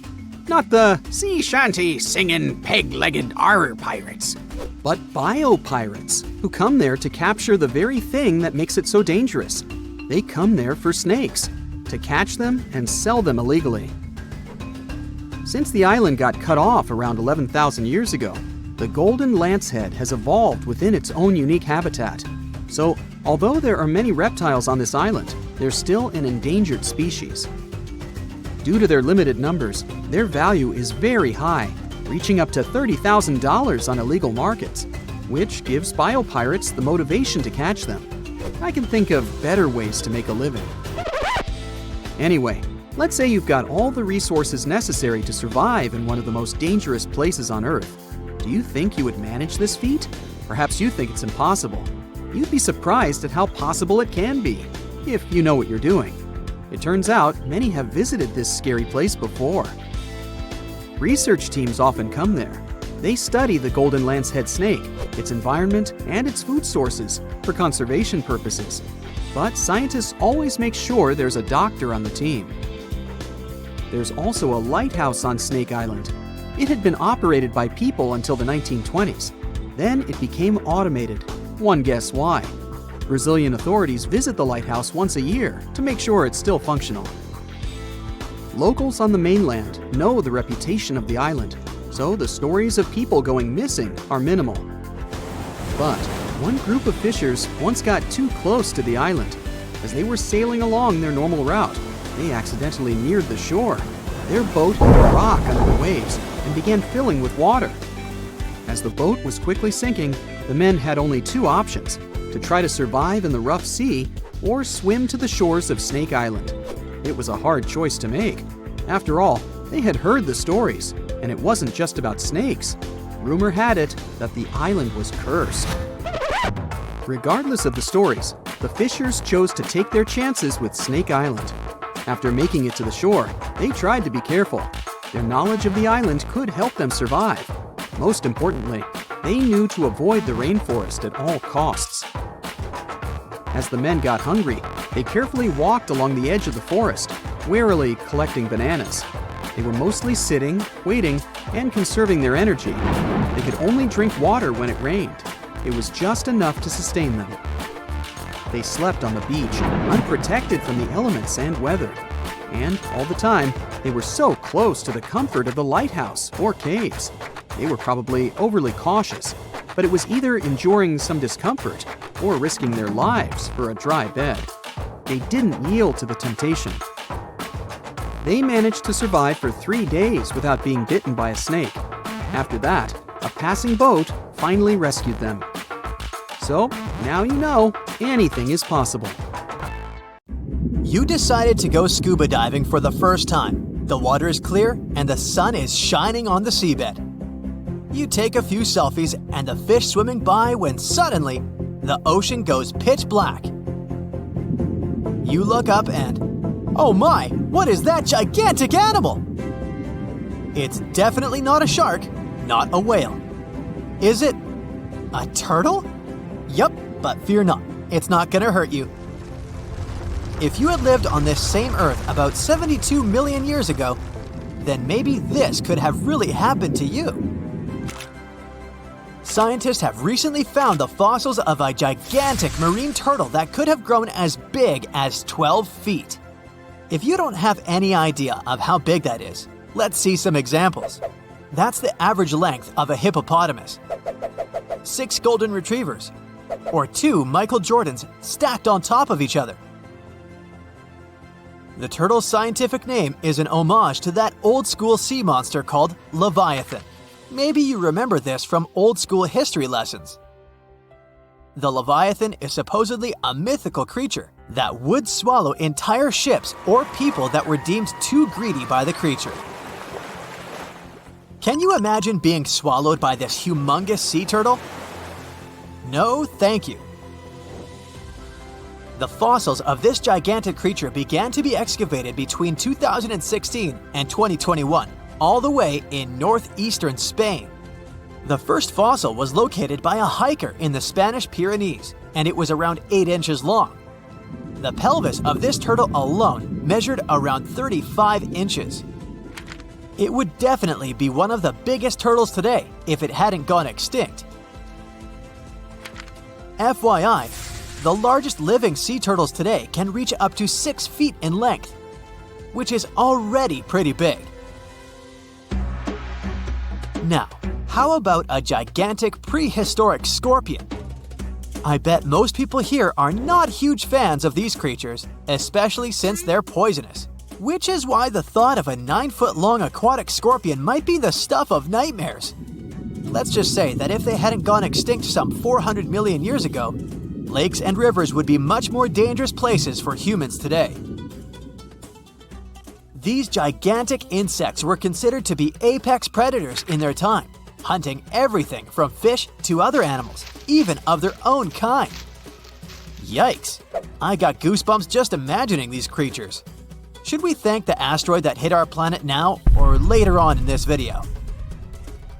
Another prehistoric animal that would shock humans if it were still alive is the so-called Megatherium, a gigantic sloth. This huge sloth is believed to have grown up to 20 feet long, and its weight could be up to 8,000 pounds. It was found in the woodlands and grasslands of South America. The creature used to stand on its 2 feet in order to reach leaves on high branches. These giant sloths had huge claws. They helped them climb trees. I gotta say, I feel uncomfortable imagining these elephant-sized sloths climbing trees. Oh, of course, some dinosaurs will make our super-sized creatures list. But before that, here's a fun fact. Did you know some dinosaurs are still alive today? Scientists have proven that birds are classified as theropod dinosaurs. Such infamous creatures as the T-Rex and Velociraptor belonged to this group. I'm sure you've heard these names even before you watched Jurassic Park. The Velociraptor is that scary dino that breaks into the kitchen. Well, they evolved, gained some feathers, and turned into various species of birds we know today. That means that any bird from chickens to those little blue ones is a direct descendant of dinosaurs. Now, does the name Spinosaurus ring a bell? You can see this huge dinosaur in some museums today. Its fossils, I mean. The Spinosaurus was one of the biggest land predators to walk Earth. Actually, to walk its land and water, since scientists believe that this dino was semi-aquatic. It fed mostly on meat, which means humans would be its natural prey if it lived today. This meat-eating dino lived around 90 to 100 million years ago. It was about 60 feet long, 12 feet high, and weighed up to 22 tons. Its head was around the size of 8 bowling balls and was shaped like a crocodile's face. Basically, the Spinosaurus was a big African elephant with the face of a crocodile. Just kidding. But that would look funny though, wouldn't it? A much more attractive dino was this guy. It's considered to be the largest dinosaur that has ever lived on our planet. What made it so big was its extremely long neck and very long tail. You wouldn't want to stand behind this creature, believe me. If it decided to swish its tail, you'd get catapulted very far away. This creature lived around 100 million years ago, and its fossils were first found in Argentina around 2012. The dino measured 120 feet from head to tail, which made it almost as big as an American football field in width. And have I mentioned it weighed almost as much as a space shuttle? A staggering 75 tons. If it had been a carnivore, it would have probably been the greatest predator. But this big guy was a peaceful herbivore that had such a long neck that it could eat leaves from high trees. Cute, right? We must also talk about the Shastasaurus. As the name suggests, this animal is popularly known as the Mount Shasta lizard. Even though it was a marine reptile and probably never set foot on the mountain itself, this dino was usually around 23 feet long, but there was a specific strand of this species that could get as big as 69 feet long, about the size of the great blue whale. This made it the biggest marine reptile to have ever lived. A fun fact about the Shastasaurus is that scientists believe it didn't even have teeth, which means it could only feed on soft-bodied prey, such as squid, for example. The next animal on our list is the blue whale. Believe it or not, the biggest living animal on Earth actually started small. These days, the average mature blue whale can reach up to 100 feet in length and weigh up to 200 tons. That's more or less the weight of 40 elephants put together, or 30 Tyrannosaurus rexes, or 2,670 average-sized people. Blue whales have to eat up to 50 million calories per day to support that body. That's the equivalent of 30,000 Big Macs, just FYI.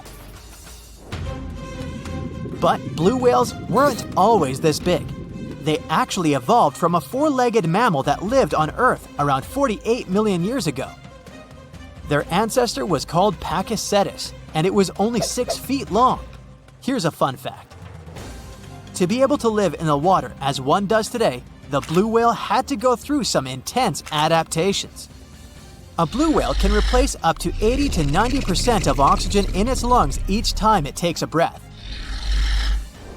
A human replaces only up to 15% for comparison. It allows these animals to dive for up to 1 hour at a time, down to a staggering depth of 330 feet. Elephants were bound to make the list. Elephants are currently the largest land animals on Earth. They can grow to be about 13 feet tall and weigh up to 7 tons. That's pretty small if we compare it to the other animals that once lived on Earth, right? But if we placed a 6-foot-tall human next to an elephant, we'll see it's not at all that small. African elephants are bigger than their close relatives, Asian elephants, and they have a similar lifespan to humans, up to 70 years. Pokemon might have made us collectively wish that salamanders were real-life dragons, although they're not.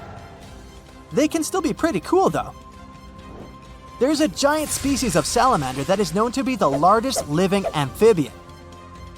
They can grow to be as long as a regular-sized human, reaching up to 6 feet. I bet that wouldn't be a pleasant underwater encounter. And now for some breaking news. All snakes have suddenly disappeared.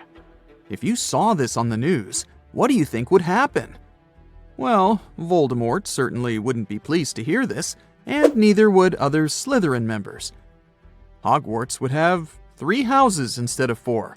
Parseltongue, which is the language of serpents, would become useless.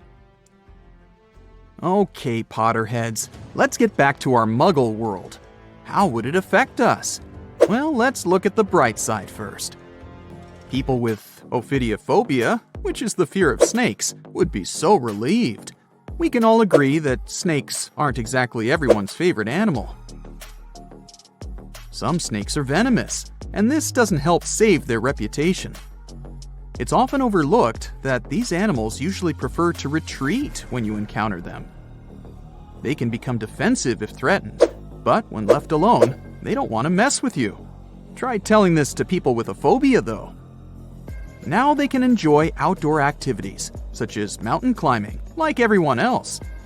And yet, they would have other worries in the absence of these serpents.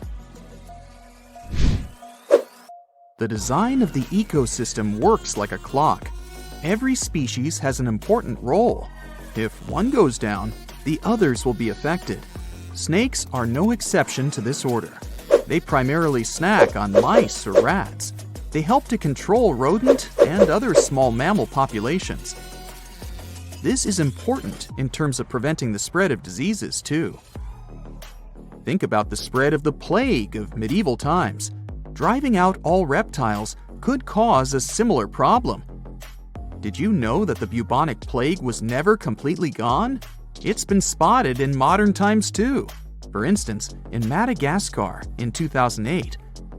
So it's good to have some snakes around to protect us from disease outbreaks.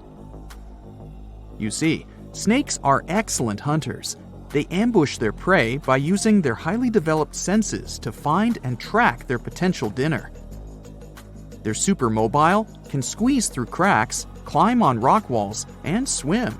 They can even fly. Well, sort of. Flying snakes can't actually gain altitude, but they can glide. They use the speed of free fall and contortions of their bodies to follow airflows and lift themselves. Yeah, they can catch their prey in numerous ways. If we imagine a world without them, it will lead us to another phobia. Allow me to introduce you to mussophobia. It's the fear of mice and rats. People with this phobia will have a hard time with all those rats wandering around, since there are no snakes to eat them. Not to mention that a single pair of rats can have 1 million descendants in over a year. Say hello to crop damage. An overpopulation of rodents can lead to a shortage of food and competition for resources. Do I feel the Hunger Games vibes? Oh, and mice wouldn't be our only problem. You can add insects to the list too. Again, without snakes, they'll throw a party in the streets. Reptiles also play an important role in the natural environment and food webs as prey. Mongooses, eagles, and hawks would really miss snakes. Eventually, some populations of large mammals would decline, and this could lead to the extinction of some species. Then there's medicine. Scientists and researchers would miss these creatures. Snake venom is the key to the development of certain medicines. For example, some diabetes and heart disease medicines have been derived from snake venom. Patients who need them will get affected too. When we mention snakes and medicine, there's something else that comes to mind. Botox. Is it really snake venom? Nope. Snake venom used in skincare isn't obtained from the animal itself. It turns out that this ingredient is called snake. It's a human-made ingredient designed to mimic the effects of temple viper snake venom. Now let's picture what life would really look like without snakes. I'm starting with day 1. People don't immediately notice the absence of these creatures. So, in the first few days, especially in cities, people would have no clue that all snakes are gone. Workers in zoos could start to panic. You would see some news about snakes missing from zoos. Then people in zoo administrations would go through CCTV footage. They would be shocked to see that snakes disappeared into thin air. After the spread of this news, authorities would probably open special departments to see if they have any snakes left in their country. Then it would turn into a worldwide issue. Some sort of a global alliance would be established to investigate what happened to these reptiles and what could be done about it. By the time authorities and people understood the severity of the situation, ecosystems would already start to change. People who live in urban environments may not be directly affected in the first few months. Then they would see more mice in their houses and in the streets. Around 500,000 mice live in the network of tunnels of the London Underground, for example. The number may vary, but many rodents live in large cities. These animals would become more visible. You'd open a kitchen cabinet and, oops, you'd see a mouse looking at you from behind a jar of peanut butter. New career opportunities would arise, since the demand to live in a mouse-free environment would skyrocket. Authorities might introduce new taxes to raise money to handle this new situation. After all, they would need to provide people with safe places to live. Of course, it would be not only urban places that would be affected by the absence of snakes. The countryside would have even more problems. Without snakes, the number of pests would increase. These animals would start destroying crops and habitats of other animals, and farmers would be in serious trouble.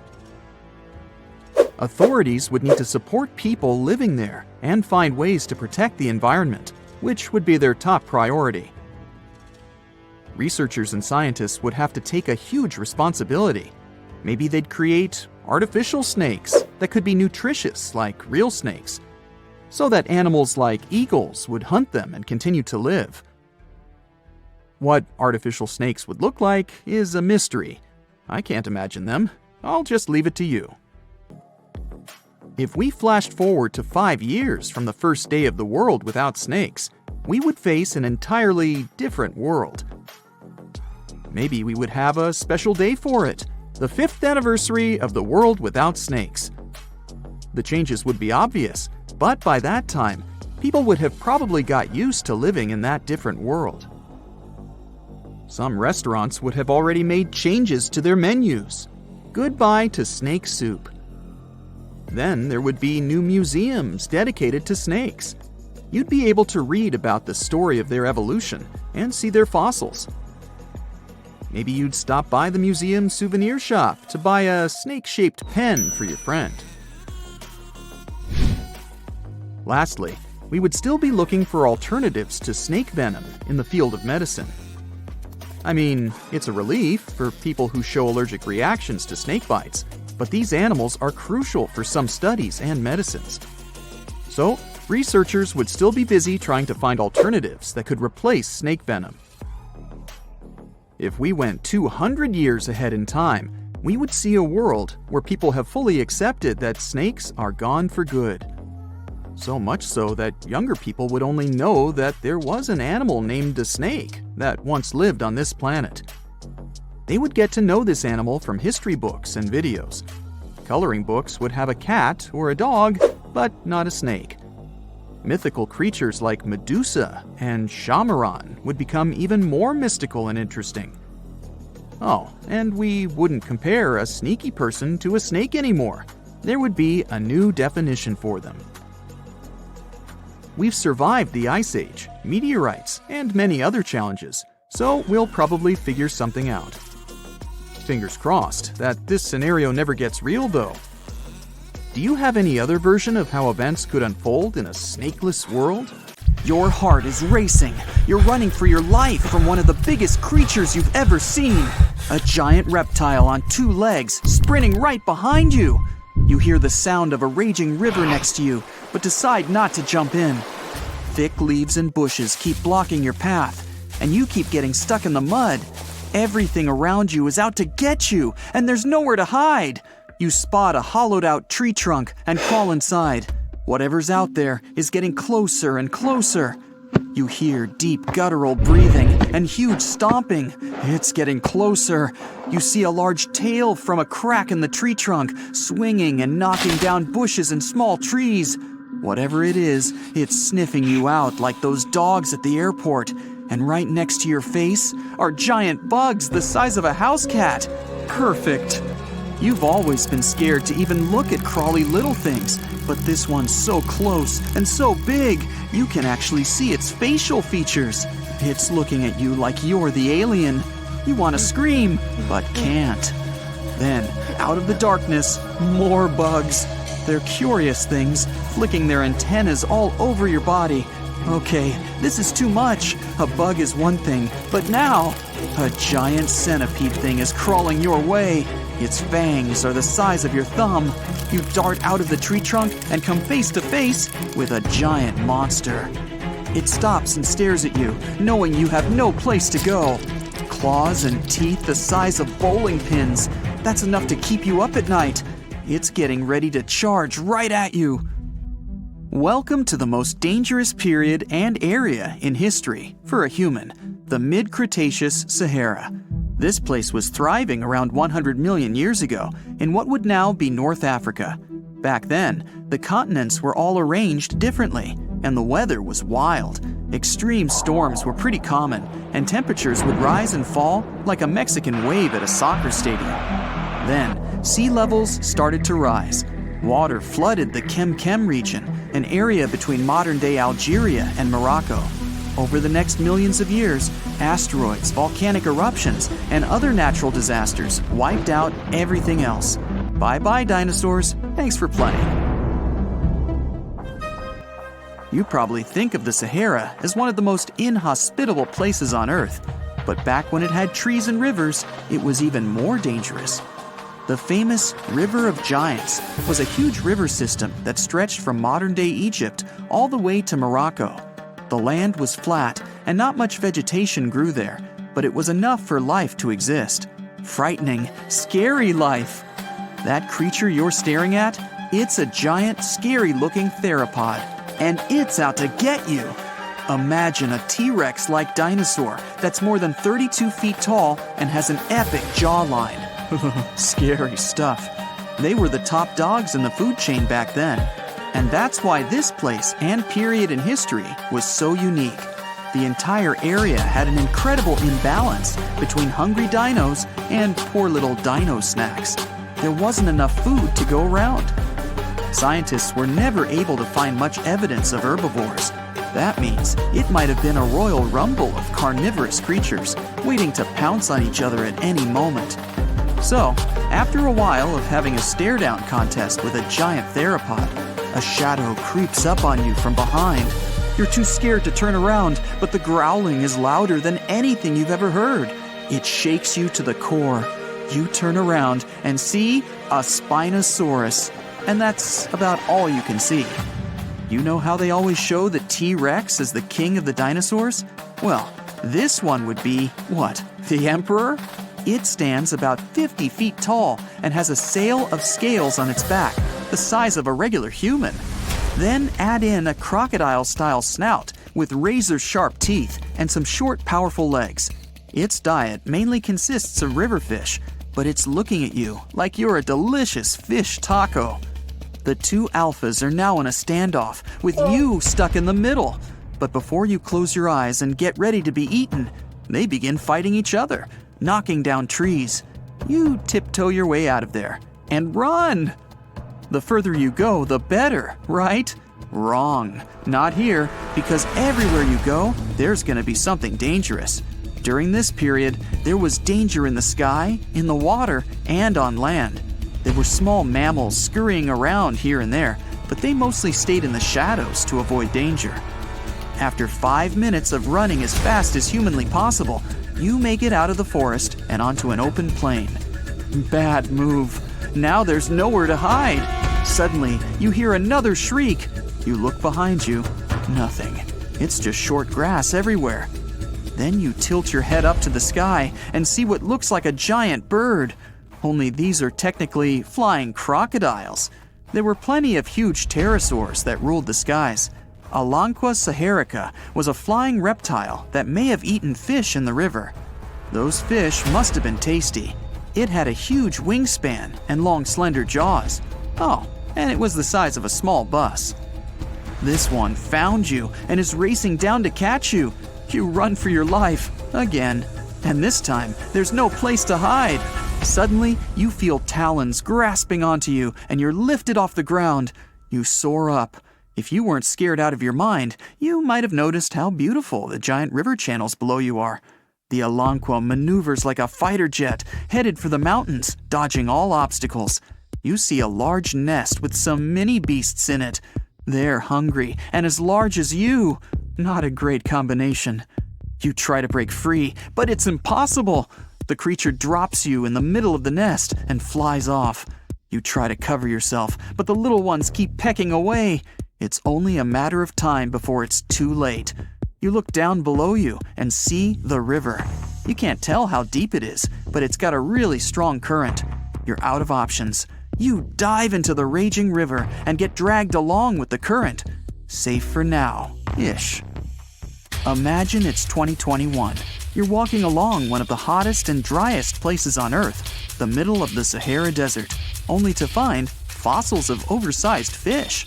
They ranged from bite size to bus size. Even freshwater sharks lived there. These weren't your average little fishies. Judging by their teeth, those guys meant business. You might even find a giant sea turtle swimming around. Okay, back to your wacky adventure. Luckily, you wash up on a safe sandy part of the river where you're able to relax. You drink some river water and try to find a safe place to make camp. Every noise you hear makes you jump. You sit down and try to enjoy the calmness of ancient Earth. Just when you feel you can finally catch your breath, you see a Spinosaurus walking along the river on the prowl. You run off and hide under a bush. It passes you by. You're safe. Or not. It turns, shakes the bushes, and sees you. Just then, a large boom scares it away. It's the sound of you jolting awake. You turn on the light and see your cat staring at you. Those dinosaurs seem so real, probably because of that documentary you were watching right before bed. The entire mid-Cretaceous ecosystem depended on rivers for daily life. Just like all ancient civilizations, rivers were essential for the creatures of the time. And very recently, scientists discovered a new species of snakes that went extinct back then, with no known descendants. To understand these ancient ecosystems, it's important to know a lot about fossils. You might find two different fossils side by side, but those animals might have lived millions of years apart. Australia used to have its own giants. Those were huge animals that could have dwarfed anything living on this continent these days. Scientists found the remains of many of those ancient creatures in the Narracuta Caves in South Australia, 4 hours away from Adelaide. It's a lovely region, but it can be treacherous. Watch out for holes the ground is pocked with. Known as pitfall traps, many of them are no wider than a coffee table. They're deep and plunge into the darkest of caverns. One of such caverns is called Victoria Fossil Cave, and it's a treasury that's been hiding the bones of around 45,000 animals for centuries. Some of the oldest bones belong to creatures far more terrifying than any animal you can encounter today. Those were the ancient Australian megafauna, huge beasts that roamed the continent during the Pleistocene epoch. During those, there were giant snakes, huge flightless birds, wombat-like creatures the size of a rhinoceros, and many others. One of the largest examples of the Australian megafauna scientists have discovered so far is the Diprotodon. That giant herbivorous creature was 10 feet long and 6.5 feet tall, and weighed more than 6,000 pounds, about as much as a small Asian elephant. Even though this terrifying beast didn't eat meat, it could have smashed other animals with its sheer weight. Scientists have found the remains of hundreds of such creatures all over Australia, so it's safe to say that no other animal from that time or in that location was larger than this giant. Despite its creepy appearance, the Diprotodon was a relative to the modern-day wombat, and those are known to sometimes pounce humans. The Diprotodon had toes that pointed inward and were well suited for digging burrows. On the other hand, Diprotodon was a giant, and it was unlikely that it used to do so. It was likely a trait it had inherited from its smaller burrowing ancestors, or it could have used its claws to search for roots. This theory is supported by the fact that the animal's pouch was facing backward. It prevented any dirt from collecting inside while the creature was digging. Since this animal was so big, it didn't have to worry much about predators. Up until 60,000 years ago, when the first humans appeared on the continent, full-grown Diprotodons only had to look out for creatures like the quincana. Measuring in at a whopping 20 feet long, the quincana was a land crocodile. It lived in Australia from around 20 million to 40,000 years ago. It disappeared along with most other mega creatures of the last ice age. It's thought to be the result of the first humans coming to the continent. Even though the quincana was extremely fast and dangerous, it was possible that this creature got out-competed by human hunters who took all available prey. Unlike modern crocodiles that are mainly aquatic, that mighty beast was a land dweller. Scientists figured it out by studying the quincana's legs. They were able to support and carry the body clear off the ground. It means there was no escape for ancient people once the quincana spotted them. Modern crocodiles can only push themselves along on their bellies. Such an adaptation allowed the quincana to chase its prey for long periods of time, exhausting it in the process. Another creepy feature of this ancient monster was its teeth. Aquatic crocs have conical teeth. Those are great for gripping and holding on to prey underwater. But Quincana had knife-like teeth, ideal for slicing soft-bodied animals like, mammals. Another Australian monster, Thylacoleo, wasn't all that large, but it didn't make it any less terrifying. It was still among the top predators and the biggest carnivorous animals in Australia. This creature was a true oddity of nature, even by prehistoric standards. First, its teeth resembled not those of a regular predator, but those of a rodent. Its front incisors were enlarged, taking the place of canines. Premolars were also shaped like blades. They were used for cutting flesh and bone. At first, scientists thought that Thylacoleo used those teeth to eat nuts and fruits. But later, a study showed that the use of such teeth was better suited on necks and spines. The jaws of this ancient creature were immensely powerful. A 220-pound Thylacoleo had a bite force similar to that of a present-day 550-pound lion. It means that the animal could easily bring down prey much larger than itself. Then there was Thylacoleo's tail. It had strong muscles which provided the animal with the ability to use the tail as support when tackling large prey. The Thylacoleo had retractable claws, and this feature is very uncommon among marsupials. It allowed the animal to keep its razor-sharp hooks from getting blunt and could help it get a better grip on its prey. Scientists are quite sure that, like today's leopards, the Thylacoleo could climb trees and jump on other animals from above. It was done so fast and stealthily they never knew what hit them. The creature's rear feet support this theory. The first toe there was reduced, but the foot had a rough pad like what modern-day possums have. It allowed them to have a better grip while climbing. Right after scientists found the first skull of the Meliolania, this animal was classified as a lizard. That's why its name translates to small groomer. But after they discovered more complete fossils, it turned out that the Meliolania was a giant turtle. But that's not all. It was one of the largest land turtles to ever have existed. The main reason researchers initially believed the creature to be a lizard was the fact that its skull was adorned with a series of spikes. It's something the modern-day horned lizard can boast. But even after discovering the true nature of the Meliolania, scientists still don't know how to properly catalog it. It might have been a creature that folded its neck under its spine, or it could have folded it to the side. Beside those defensive mechanisms on its head, the Meliolania was also equipped with a spiked tail, which was probably used to prevent predators from attacking the animal from behind.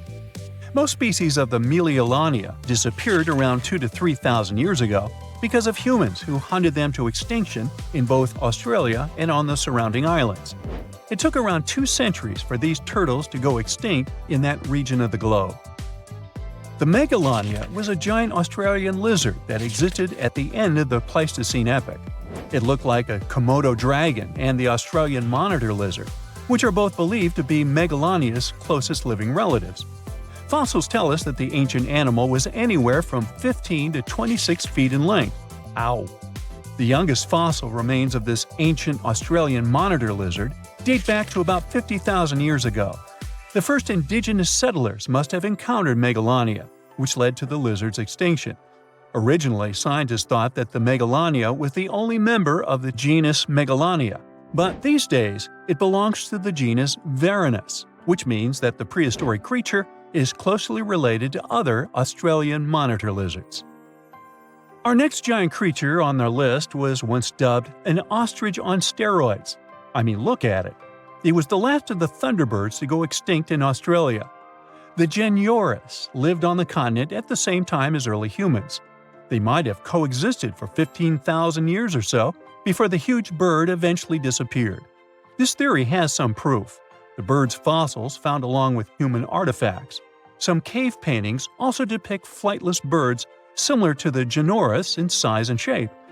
Although it wasn't the largest bird in Australia, the goose-like creature was still as tall as a grown-up man and weighed around 550 pounds. Even a modern-day ostrich can be dangerous if it feels threatened. Imagine meeting its giant prehistoric relative. Scientists are still arguing about its diet. Many believe the creature was an herbivore. But there's still a chance that the Genyornis was a partial scavenger. Its small, stubby wings and powerful hoof-like legs hint that the bird could have been a plant eater. But its huge beak and exceptionally deep lower jaw evoke suspicion. Such features are highly unusual in birds. Now, of course you know that the Amazon River is famous for its piranhas, bull sharks, and other creatures you don't want to meet. But there are even more dangerous rivers in the world. The deepest of them, the Congo, goes so far down in some sections that even light can't reach there. It's the only major river that crosses the equator twice and carries enough water to fill more than 13 Olympic-sized swimming pools into the Atlantic Ocean every second. Wow! Even the most experienced boaters have trouble passing through all of the river's strong currents, rapids in its upper part, and waterfalls and gorges in the lower section. The Congo currents are so fast and powerful that they even divide animals like mountains and oceans do. There are new species of fish evolving separately on the two banks as they can't reach the other side and breed with each other. One of the most dangerous types of fish living here is the Goliath tigerfish. These monsters, that grow up to 5 feet and travel at the speed of 25 miles per hour, are relatives of piranhas. Their mouths are full of vicious, razor-sharp teeth.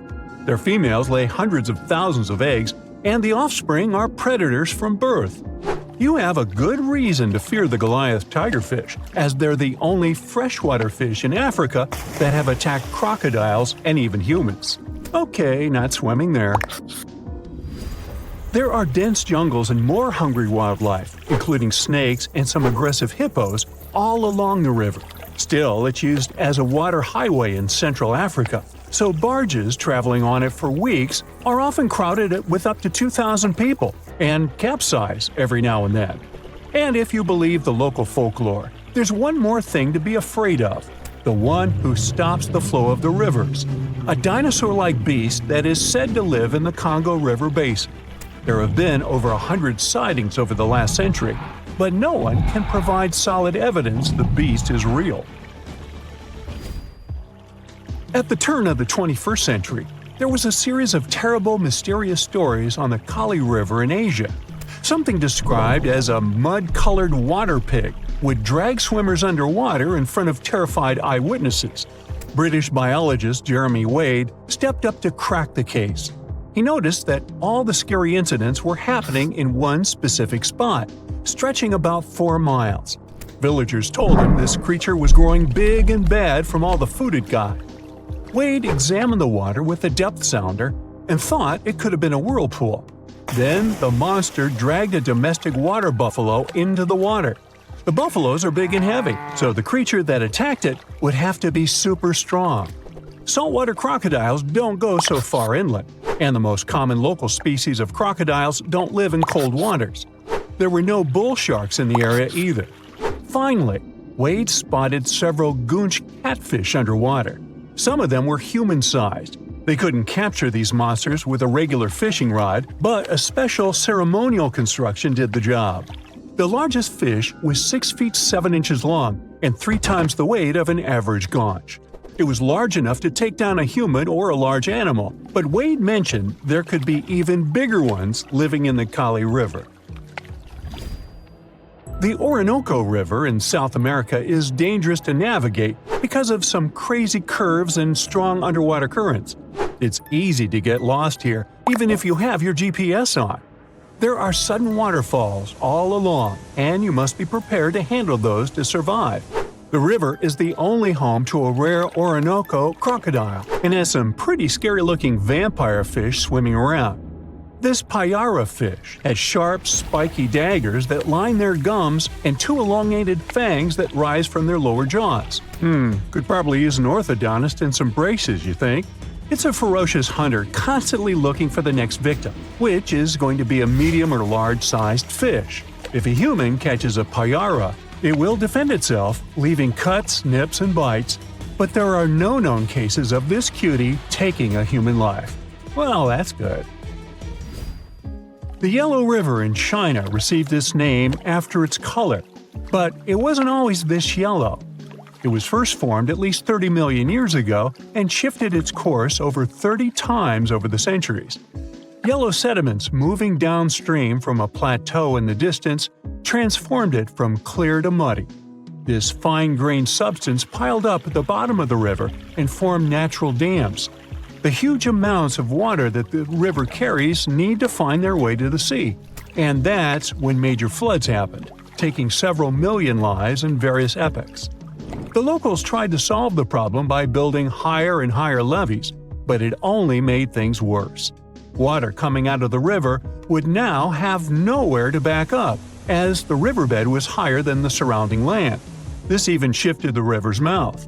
Now there are massive dams and dikes all along the river to try to contain it. The Parana River is the second longest in Latin America and has many tributaries. They flow in from the highlands near the Andes, and there's a huge drainage in the wet season. This makes the river a perfect home for, guess what, piranhas. There are 30 to 60 species of these scary fish in the Parana waters. In late 2013, they attacked bathers cooling off by the water on a hot day. People started running out of the river as they felt something was biting them in the water. Luckily, no one lost their lives in the accident, but it's still considered one of the most audacious piranha attacks ever recorded. Biologists later determined that the type of piranhas, called palomates, was to blame for this, and humans had probably disturbed their breeding grounds. Well, the piranha also has a strong current that is tricky for boats and swimmers to overcome. Plus, it often floods, which can be dangerous for people living in the surrounding areas. The longest river in the world, the Nile, flows through 11 countries all the way into the Mediterranean Sea. Expeditions have spent centuries looking for its source, and no one still knows for sure where this mighty river begins. Adding to the mystery, the Nile takes an unexpected turn right in the middle of the Sahara. Scientists have figured out the reason is a massive underground rock formation from millions of years ago. The Nile has served as the most important water highway for civilizations through centuries, but it has some pretty dangerous inhabitants, like crocodiles that grow to be 20 feet long, which is slightly more than the height of an average giraffe.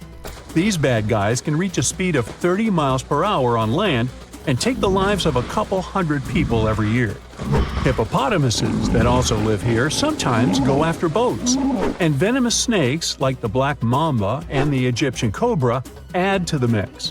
One of the most dangerous creatures on the Nile is the mosquito, as they carry around all sorts of diseases that affect hundreds of thousands of people. The Brahmaputra River in Asia carries waters from the mighty Himalayas. When the snows in the mountains melt, the river floods massively, causing landslides, displacing millions of people, and taking the lives of hundreds of animals in the nearby national parks. Such floods are also common during the monsoon season in India, from June to October, with heavy rains. The course of the Brahmaputra River is changed incredibly over the past 2.5 centuries. Erosion is another danger it's hiding. The banks of the river are mostly made of weak cohesive sand and silt, and even though the erosion rate has gone down, it is still the reason a lot of people lose their land and get displaced. The Brahmaputra is one of the few rivers in the world that has a tidal bore. That's a strong tidal wave that pushes up the river against the current where a river empties into an ocean or sea. And there you have it. Now, if Earth's history were a movie, we humans would only take up the last second of the end credits. Our planet has been around for about 4.6 billion years, but our human story began about 300,000 years ago, in Africa. Now our ancestors had some wild adventures in nature. They could have run into creatures so big they'd make today's elephants look like puppies. The woolly mammoth is a pretty famous animal, sure. His cousin, though, the Columbian mammoth, not so much. This giant used to roam places from Canada all the way down to Mexico. Unlike the furrier woolly mammoths, which hung out in colder places, these animals had shorter hair, resembling huge elephants. They also had incredibly large tusks, like 12 feet worth of spiraling, sturdy tusks. And they weren't just for show, they came in handy when facing predators. That includes our ancestors. If you think about sloths these days, you're picturing these adorably slow creatures. They couldn't possibly be in your list of most dangerous animals. Well, their grandparents might have. For starters, we call them ground sloths, and they vary a lot in size. Some were as big as rhinos, and others, like the Megatherium, were as colossal as elephants. Imagine seeing a 20-foot-long sloth which doesn't mind chewing on some meat every now and then, at least in theory. Ever heard of Bigfoot? Well, our next animal kind of looks like him, but is a distant cousin to orangutans. Meet Gigantopithecus, the largest primate to ever call our planet its home. Standing tall at 10 feet and weighing more than 600 pounds, these animals were amazing to look at in real life. Unlike Bigfoot, they weren't constantly hiding. In fact, it's believed they were peaceful and gentle creatures. Sadly, they faded away about 100,000 years ago, mainly because their food sources slowly became unavailable. Those lush, fruity forests they called home eventually turned into dry grasslands. Next on our list is the cave hyena. Weighing a chunky 250 pounds and standing 3 feet tall, these beasts were as long as a grown-up lying down. What's even more interesting about these creatures is that they loved hanging out in groups. A pack could be as big as 30 of these animals, which meant they could easily take on even the biggest, heaviest mastodons. Our ancient families would have needed to stay alert around these hungry specimens. Sadly for these hyenas, about 20,000 years ago, their numbers started going down.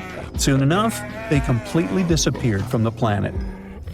Quick pop quiz. What's called a tiger but isn't really one? It's the saber-toothed tiger. I mean, sure, they belong to the feline family, but they aren't technically tigers. First appearing around 42 million years ago, in July, I think, many of their kind were gone before we even showed up. However, early Americans might have bumped into a couple of specimens from this group.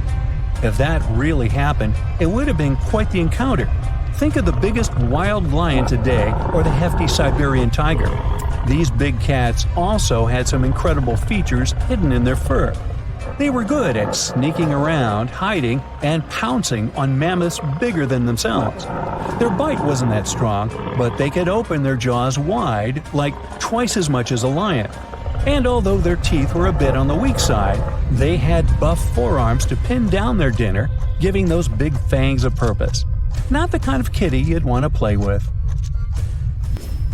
Dire wolves made their debut about 250,000 years ago. They were like the gray wolves we know today, but a lot stronger. While wolves these days stretch out to about 6 feet and tip the scales at 170 pounds max, dire wolves were about 5 feet and about 150 pounds. Found all over North and South America, they had admirable jaws, biting nearly a third harder than their modern counterparts. Also, their favorite snack was horses. But just like many other majestic beasts of the past, they faded away around 10,000 years ago. Now, names can be deceiving. Take the American lion, for example. It's not really a lion, it's more of a panther's big cousin. The other part of the name is correct, though. They did live in America about 330,000 years ago. This feline was no lap cat either. They were at the top of the wildcat pyramid, weighing a colossal 772 pounds. That's like stacking 4 grown men on a scale. Even the mighty African lion would look a tad bit shy beside these beasts. With the muscle to take down a bison, you wouldn't want to accidentally interrupt their dinner. They parted ways with this planet around 11,000 years ago, right after the last ice age. Now, down in Australia, about 50,000 years ago, I wasn't around then, there lurked a relative of the Komodo dragon, the Megalania. Experts love to have debates on how big it was. Some say it stretched out to 23 feet. Others think it was just about 11 feet long. Either way, they were basically mega-sized Komodo dragons with a dangerous bite. If you think bears are already big and fluffy now, let's introduce the short-faced bear. While this big creature stood on its hind legs, it towered at 14 feet. With long limbs, they could outrun today's bears, hitting speeds up to 40 miles per hour. These ultra bears sadly disappeared around 11,600 years ago. Now imagine a crocodile. Okay, imagine that same crocodile, only supersized, with sporty legs, doing its thing in Australia about 1.6 million years ago. Well, say hello to the quincana. These crocs were extremely large, reaching 23 feet. And no, they weren't lazy river loungers. These creatures really love spending time on land. They evolved to have strong legs for their chases and razor-sharp teeth designed for slicing, not gripping. When did we stop sharing beaches with them? About 40,000 years ago. The name elephant bird might not sound familiar, but try to picture a bird that stood tall as high as a basketball hoop at 10 feet and weighed as much as a small car, 1,500 pounds. Their eggs were equally huge, like 150 chicken eggs bundled up into one. Now, as amazing as these birds sound, there's a lot we still don't know about them. They're hard to study, as most extinct animals are. Still, some recent studies have given us some clues. Scientists have been examining ancient molecules from their fossilized eggshells. It's an awesome piece of evidence, since these birdie shells were thick, preserving precious DNA inside. Plus, there are tons of these eggshell fragments sprinkled all over Madagascar's beaches. Because of these findings, we now know these birds were herbivores and loved eating leaves and seeds. We also know the tiny kiwi bird is its closest living relative. Now, dodos were these amazing birds we also used to share the planet with. They're like distant cousins to ancient pigeons. To give you some perspective, imagine a chunky bird weighing about 50 pounds. Similar to chickens, turkeys, and ostriches, dodos were also the types of birds that couldn't fly. Their wings were small, and they had the muscle strength of, well, a wet noodle. Now, you might have heard the word dodo used as a name for creatures that aren't that bright. Don't get confused, though, by this name. These birds were in fact intelligent. Scientists were able to figure that out by studying their fossils. It turns out that they were good at smelling stuff, unlike most birds that are all about the visuals. These creatures aren't around for us to study anymore, but that might change. One evolutionary biologist is on a mission to fully understand these amazing ancient birds. On that note, she revealed that the dodo's DNA has been completely sequenced. There are even talks about potentially bringing dodos back to life. They would make a nice addition to the lovely beaches of Mauritius, the place they used to call home many, many years ago. You're strapped in a boat cruising down the Amazon River with the sun scorching hot. As you check out your map, your boat starts rocking back and forth. The water is starting to get more intense, so you hang on for dear life. You tuck your map in your pocket and try to take control of your boat. You strike some jagged rocks and duck low to avoid tree branches. Your boat strikes a large rock out of nowhere and capsizes.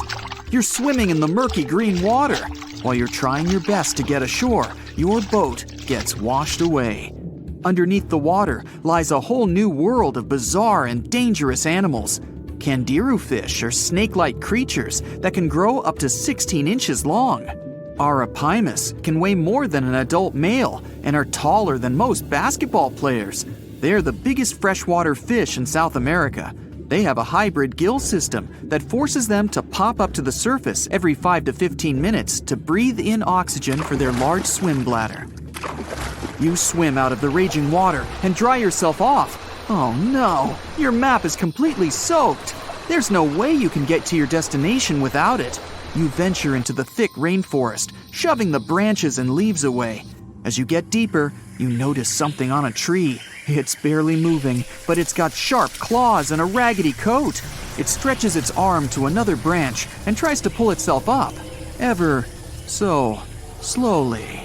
Sloths sleep more than half their days and only head down from trees once a week.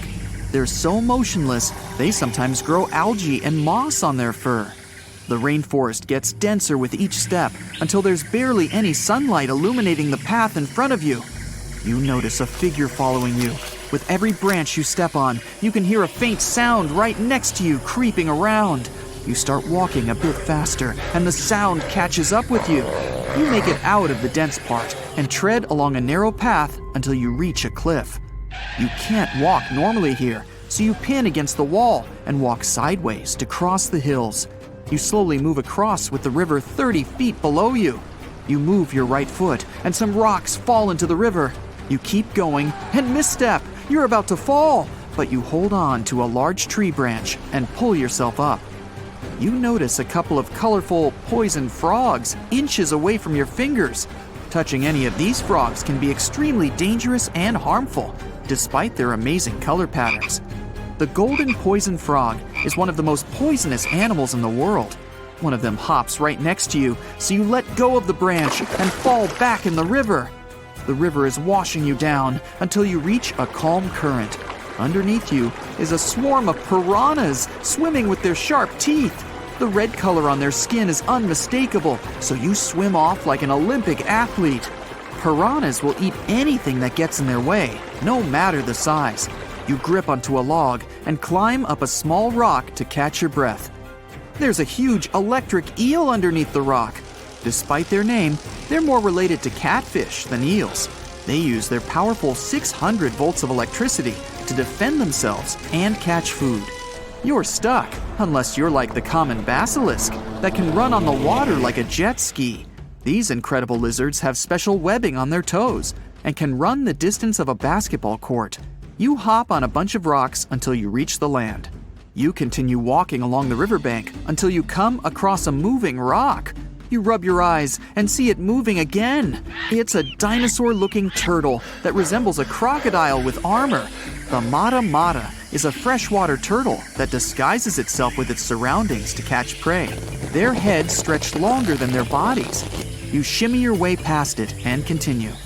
You head back into the rainforest and find a spot to rest. Wait, there are giant ants everywhere. They're the biggest ants in the world and can produce one of the most painful stings out there, even comparable to a wasp's sting. You immediately get up and find another place to rest. As you continue walking along, you notice the same feeling of something following you. You can hear some leaves rustling, but it's getting dark and there's no way of telling. You find a nice little spot to build a campfire and catch some Z's. But in the Amazon, everything is a threat. Except for those cute capybaras wandering around. They live in groups next to water sources. They're also the biggest rodents in the world. You don't need to worry about them if you're stuck in the middle of the Amazon rainforest. Suddenly, you feel something slithering up next to you. You look down and see a massive green anaconda just about to constrict you. They are the heaviest snakes in the world and can grow up to 20 feet long and have a huge appetite.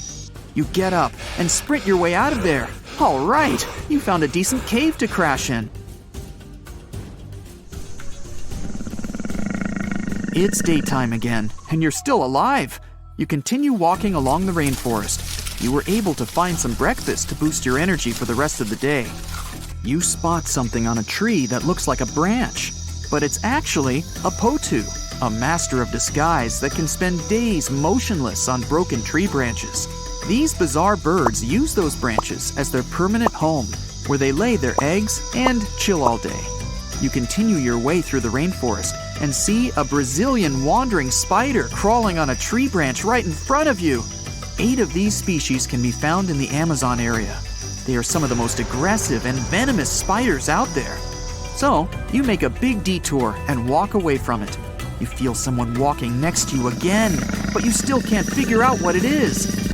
You see a steep cliff with a waterfall hitting a large lake ahead of you. Looks peaceful, until you see a team of black caimans gathering around the shore. They're the biggest predators in the whole Amazon ecosystem and feed on anything that moves. It's a good thing you're on high ground, otherwise, whoa! You slip and fall down the river, right on the deep end. So far, no caimans spotted you. You swim underwater and try to get to the opposite end of where the reptiles are. As you climb out and dry yourself off, you notice some large black spots on you. You try pulling them off, but they've latched on pretty hard. The Amazon giant leech finds its target by tracking movement and shadow. Once they attach themselves to the skin, it's extremely difficult to extract them. The best way to do so is to slide your finger next to its mouth and pull it off slowly. You manage to get them off your body and see that the caimans are swimming towards you. You're pinned to the wall with the lake of hungry reptiles approaching. Suddenly, a pink dolphin jumps out of the water and splashes all over them. They can grow larger than humans and are the celebrities of the Amazon. Scientists think they get their color from the blood capillaries on their skin. The Amazon even has bull sharks swimming around. These carnivorous giant fish are threatening to humans and can swim in both saltwater and freshwater. These sharks prey on anything within their reach, including other sharks. The dolphin distracted the caimans, so you climb up the cliff and try to find the best way to escape. Opened jaws waiting for you to fall into the pit are right below you. You're lucky enough to escape to the top, but as your arms pull you up, the first thing that you see is a jaguar looking straight at you. It's the creature that's been following you this whole time. You get up while it starts circling you, timing its strike. You know that you can't take on a jaguar, nor can you outrun it, so you grab a large tree branch from the ground to defend yourself. It jumps at you, but you duck down in time. The jaguar lands in the water far away from the caiman crocs. It's a good thing these large kitties are excellent swimmers. You pick yourself up and continue. And to your surprise, you find your boat again. You fix it up and sail your way out of the Amazon. Whew! How heavy is the largest living snake? How can a snake eat a whale? Get ready, I'm about to answer these questions. Before the last ice age, giant mammals like mammoths ruled the world. The modern animal kingdom we're familiar with was shaped around 55 million years ago. I mean, there were still 1,000-pound bear dogs living from Asia to America. But modern whales, for instance, began to appear later. I'm saying modern whales because, surprise, surprise, whales weren't always fully aquatic. The ancestors of the ocean's biggest animals once walked on dry land. They had 4 legs and lived on the coast. Now, I want to introduce you to a snake that used to eat these whales, the Paleophis, a genus of a marine snake. Scientists say it's hard to understand how big the Paleophis was due to its fragmentary fossil record. They assumed that it could have reached up to 40 feet long. Its fossils were found in different parts of the world, from England to Morocco and Virginia, USA. The Paleophis is extinct now, and sea snakes today are only about a quarter of the size this majestic creature used to be. So no need to worry about this underwater monster. But there once was an even bigger snake, the Titan boa. It was around 50 feet long and most likely weighed over a ton. It used to live in what is now known as northeastern Colombia around 60 to 58 million years ago. Scientists say that it mostly fed on fish. Another giant animal that lived in the past was the black Gigantopithecus. These primates aren't related to gorillas. They lived in the area of modern China. Some people believe that they're still alive, but so far, no one has laid eyes on them. Some people even go further and say that the stories of Bigfoot or Yeti are based on these animals. This rodent became extinct about 2 million years ago. Its main habitat was South America, more specifically, Uruguay. What's astonishing about this species is that it was the largest rodent ever known. It was bigger than a bull. Scientists believe that it weighed up to 1,000 pounds. A distant relative of this rodent is still alive today. It's called the pacarana. It's a rare animal that lives in South America. It weighs up to 33 pounds and measures up to 31 inches, not including its cute and fluffy tail. The Arthropleura was an insect that lived in prehistoric times. Imagine a giant millipede measuring up to 8 feet in length. Here you go. It was one of the largest land animals of its era, about 315 million years ago. The Arthropleura's shell was covered with tough plates. These plates were there to protect the creature from damage. Most of the time, it burrowed into the ground to avoid becoming some other animal's dinner. Meet the megalodon. Millions of years ago, this shark lived in the ocean and ate other marine creatures. It had wide teeth, and its jaws were so powerful that the animal could finish off its prey with the force of its bite. It was one of the largest sharks to ever exist. Yet, this predator also went extinct. Scientists don't really know the reason. This made me wonder why animals were so big in the past.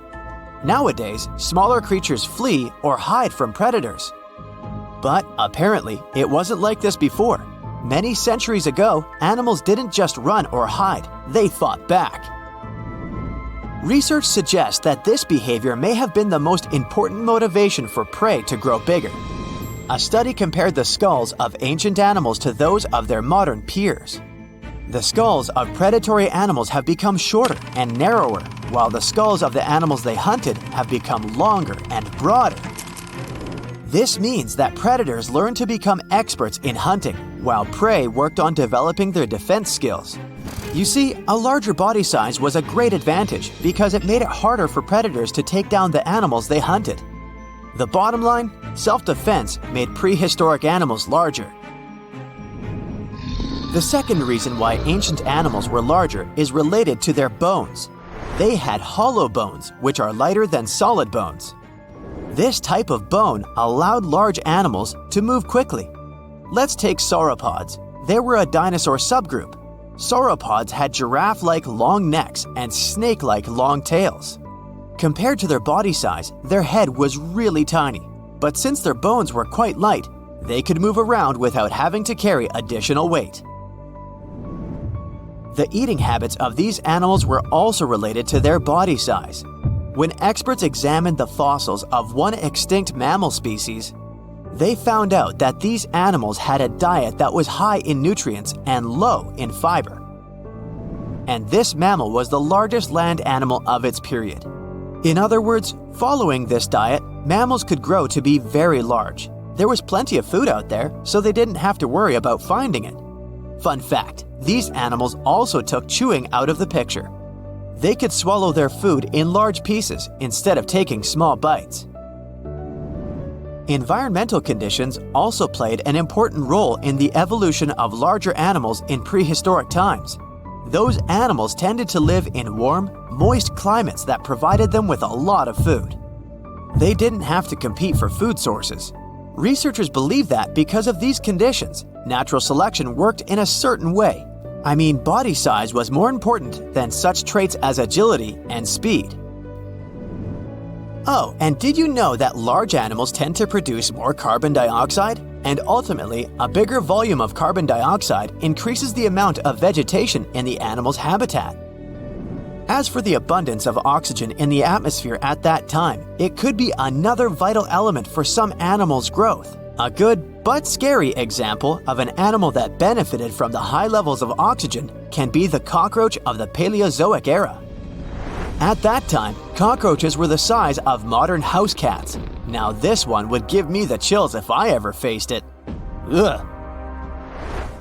What about today? Well, there are over 3,000 species of snakes on Earth. The smallest snake in the world is the Barbados thread snake. It's only around 4 inches long when fully grown, and the largest one? It's the reticulated python. This snake reaches around 20 feet in length. The longest python was discovered in 1912. It measured 32 feet long. As for the largest and heaviest reticulated python, it was named Medusa. Medusa was approximately 25 feet long and weighed 350 pounds. These reptiles lived in Southeast Asia in rainforests, woodlands, and grasslands. Don't be confused though, the reticulated python isn't the heaviest snake in the world. This title belongs to the green anaconda. It weighs approximately 500 pounds. Green anacondas are found in South America and Trinidad in damp, humid areas. I have a bonus for you. Here is a flying snake. You can find these snakes in Southeast Asia. They don't fly like birds, of course, but they do use the power of flight. They can go as high as 300 feet. They leap from tree branches into the air. Once they take off, it's all about aerodynamics. Their main technique is flaring their ribs and pulling in their abdomens. While airborne, they undulate from one side to another and slightly up and down. This motion helps snakes to turn and glide. Why bother with all this if they can just crawl in an old-school way? Scientists aren't sure, but they believe it might be related to escaping from predators. This way, they move from one tree to another without having to get down to the ground. Every now and then, people discover fossils of animals that lived millions of years ago. These ancient discoveries continue to capture our imagination. Which of these animals would you like to see alive? So, does the mysterious Devil's Gardens in the Amazon rainforest ring any bells? Don't worry, it's not some spooky phenomenon. It's the work of some tiny but mighty insects called the lemon ants. These ants inject a natural herbicide, formic acid, into any other plant that is not the tree species that they call home. By doing this, they create a space for their treehouse saplings to grow, allowing the ant colony to expand as it occupies new nesting sites in the saplings. That's some efficient gardening, if you ask me. But don't be fooled. These devil gardens are not just a bunch of boring old trees. In fact, they are botanical anomalies that grow very slowly every year, and some of them are over 800 years old. Who knew ants could create such impressive and long-lasting structures? Of course, the rainforest is still one of the most diverse ecosystems on Earth, with a remarkable diversity of plant life. But it's fascinating to see the control ants can have over their environment, creating single-species structures in such a complex ecosystem. But where does the name Devil's Garden come from? We know ants are to blame, but is there something else hiding in the Amazon rainforest? Well, picture this. You're strolling along, taking in the lush foliage, when suddenly you stumble upon a clearing. But wait, there's something strange about this patch of land. There's no vegetation, just a handful of trees standing alone in the dirt. What's going on here?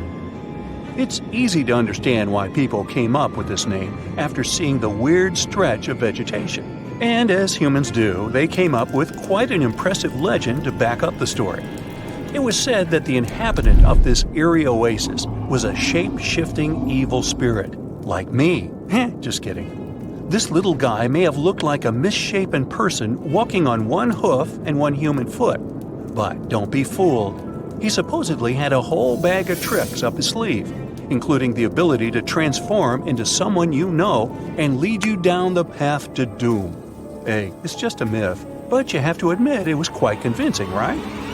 Clever landscaping ants aside, there are a lot of unsolved mysteries hidden in the Amazon rainforest, like its unusual geoglyphs, for example.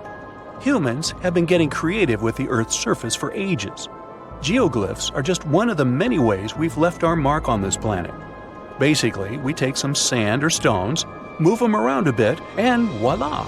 We've got ourselves a funky design that pops against the backdrop of the ground. A new study found that the area was home to up to 1 million people before Columbus first arrived in the New World back in 1492. That's a lot of people, and they left behind some pretty cool stuff. The Amazon rainforest is already amazing, with 1 in 10 known species in the world living there, and 1 in 5 of Earth's birds. But did you know that over the past few decades, archaeologists have discovered evidence of numerous large complex societies that may have inhabited Amazonia? It turns out that the Amazon rainforest was not just a pristine wilderness, but a hub of human activity as well. These South American geoglyphs are particularly interesting. They're these huge structures that combine square, circular, and hexagonal shapes. Archaeologists have found very few remains of habitation inside the enclosures, which suggests they were not settlements. Instead, the most likely explanation is that they were used for ceremonial gatherings. The exact function of these structures is still a mystery, though. To find out how widespread human settlements were in the Amazon, scientists focus on the basin of the upper reaches of the Tapias River, a major tributary of the Amazon. Using satellite images, they discovered 81 new archaeological sites in the upper Tapias Basin, with a total of 104 earthworks. That means there is no gap in the network of earthworks spanning across Amazonia's southern rim. When researchers conducted ground surveys of 24 of these sites, they found evidence that the sites they visited were once inhabited. These sites dated from 1250 to 1500 CE and range from about 100 to 1300 feet wide. The largest were typically hexagonal fortified settlements, suggesting a certain degree of planning and uniformity in their construction. Based on the size and distributions of the earthworks, the researchers suggested that similar settlements may have extended over about 154,000 square miles of the southern rim of the Amazon, supporting a population of between 500,000 and 1 million people in late pre-Columbian times. Of course, the new study doesn't mean the Amazon rainforest was ever a teeming megalopolis. It's still mostly uncharted, so we have no idea how pre-Columbian populations were distributed across Amazonia. But it's exciting to learn about these ancient societies and the cool things they left behind. The scientists plan to do more excavations in the Upper Tapios Basin to refine their understanding of the cultural developments there. Who knows what they'll find next? Maybe a lost city full of treasure and adventure. Also hidden in the vast habitat of the Amazon is this next quirky creature. Ever heard of the Amazon pink river dolphins? Unfortunately, there is still so much we don't know about them. First things first though, let's talk about what they look like. So picture this, a small, light-colored dolphin with a pink nose and lips. They're the Barbie of dolphins. Aside from that, they look like regular dolphins with plump bodies, bulbous foreheads, skinny snouts, chubby cheeks, and small eyes. They can be found in countries like Bolivia, Brazil, Colombia, and Peru. They're also the only species of river dolphin found in the Amazon River. Unfortunately, these little guys are officially critically endangered species, so there are not many specimens available that scientists can study. No other name is more famous when it comes to exploring the Amazon rainforest than that of Percy Fawcett. He dedicated his life to exploring the area in search of a lost city, and not just any city, but an ancient, mysterious city that he called Z. Sounds like something straight out of an Indiana Jones movie, right? Percy was born in England in 1867 and had quite a career before he started exploring. But he didn't let his profession hold him back from following his dreams of exploring South America. In fact, he made 7 expeditions to the Amazon between 1906 and 1924, each time getting closer to uncovering the secrets of Z.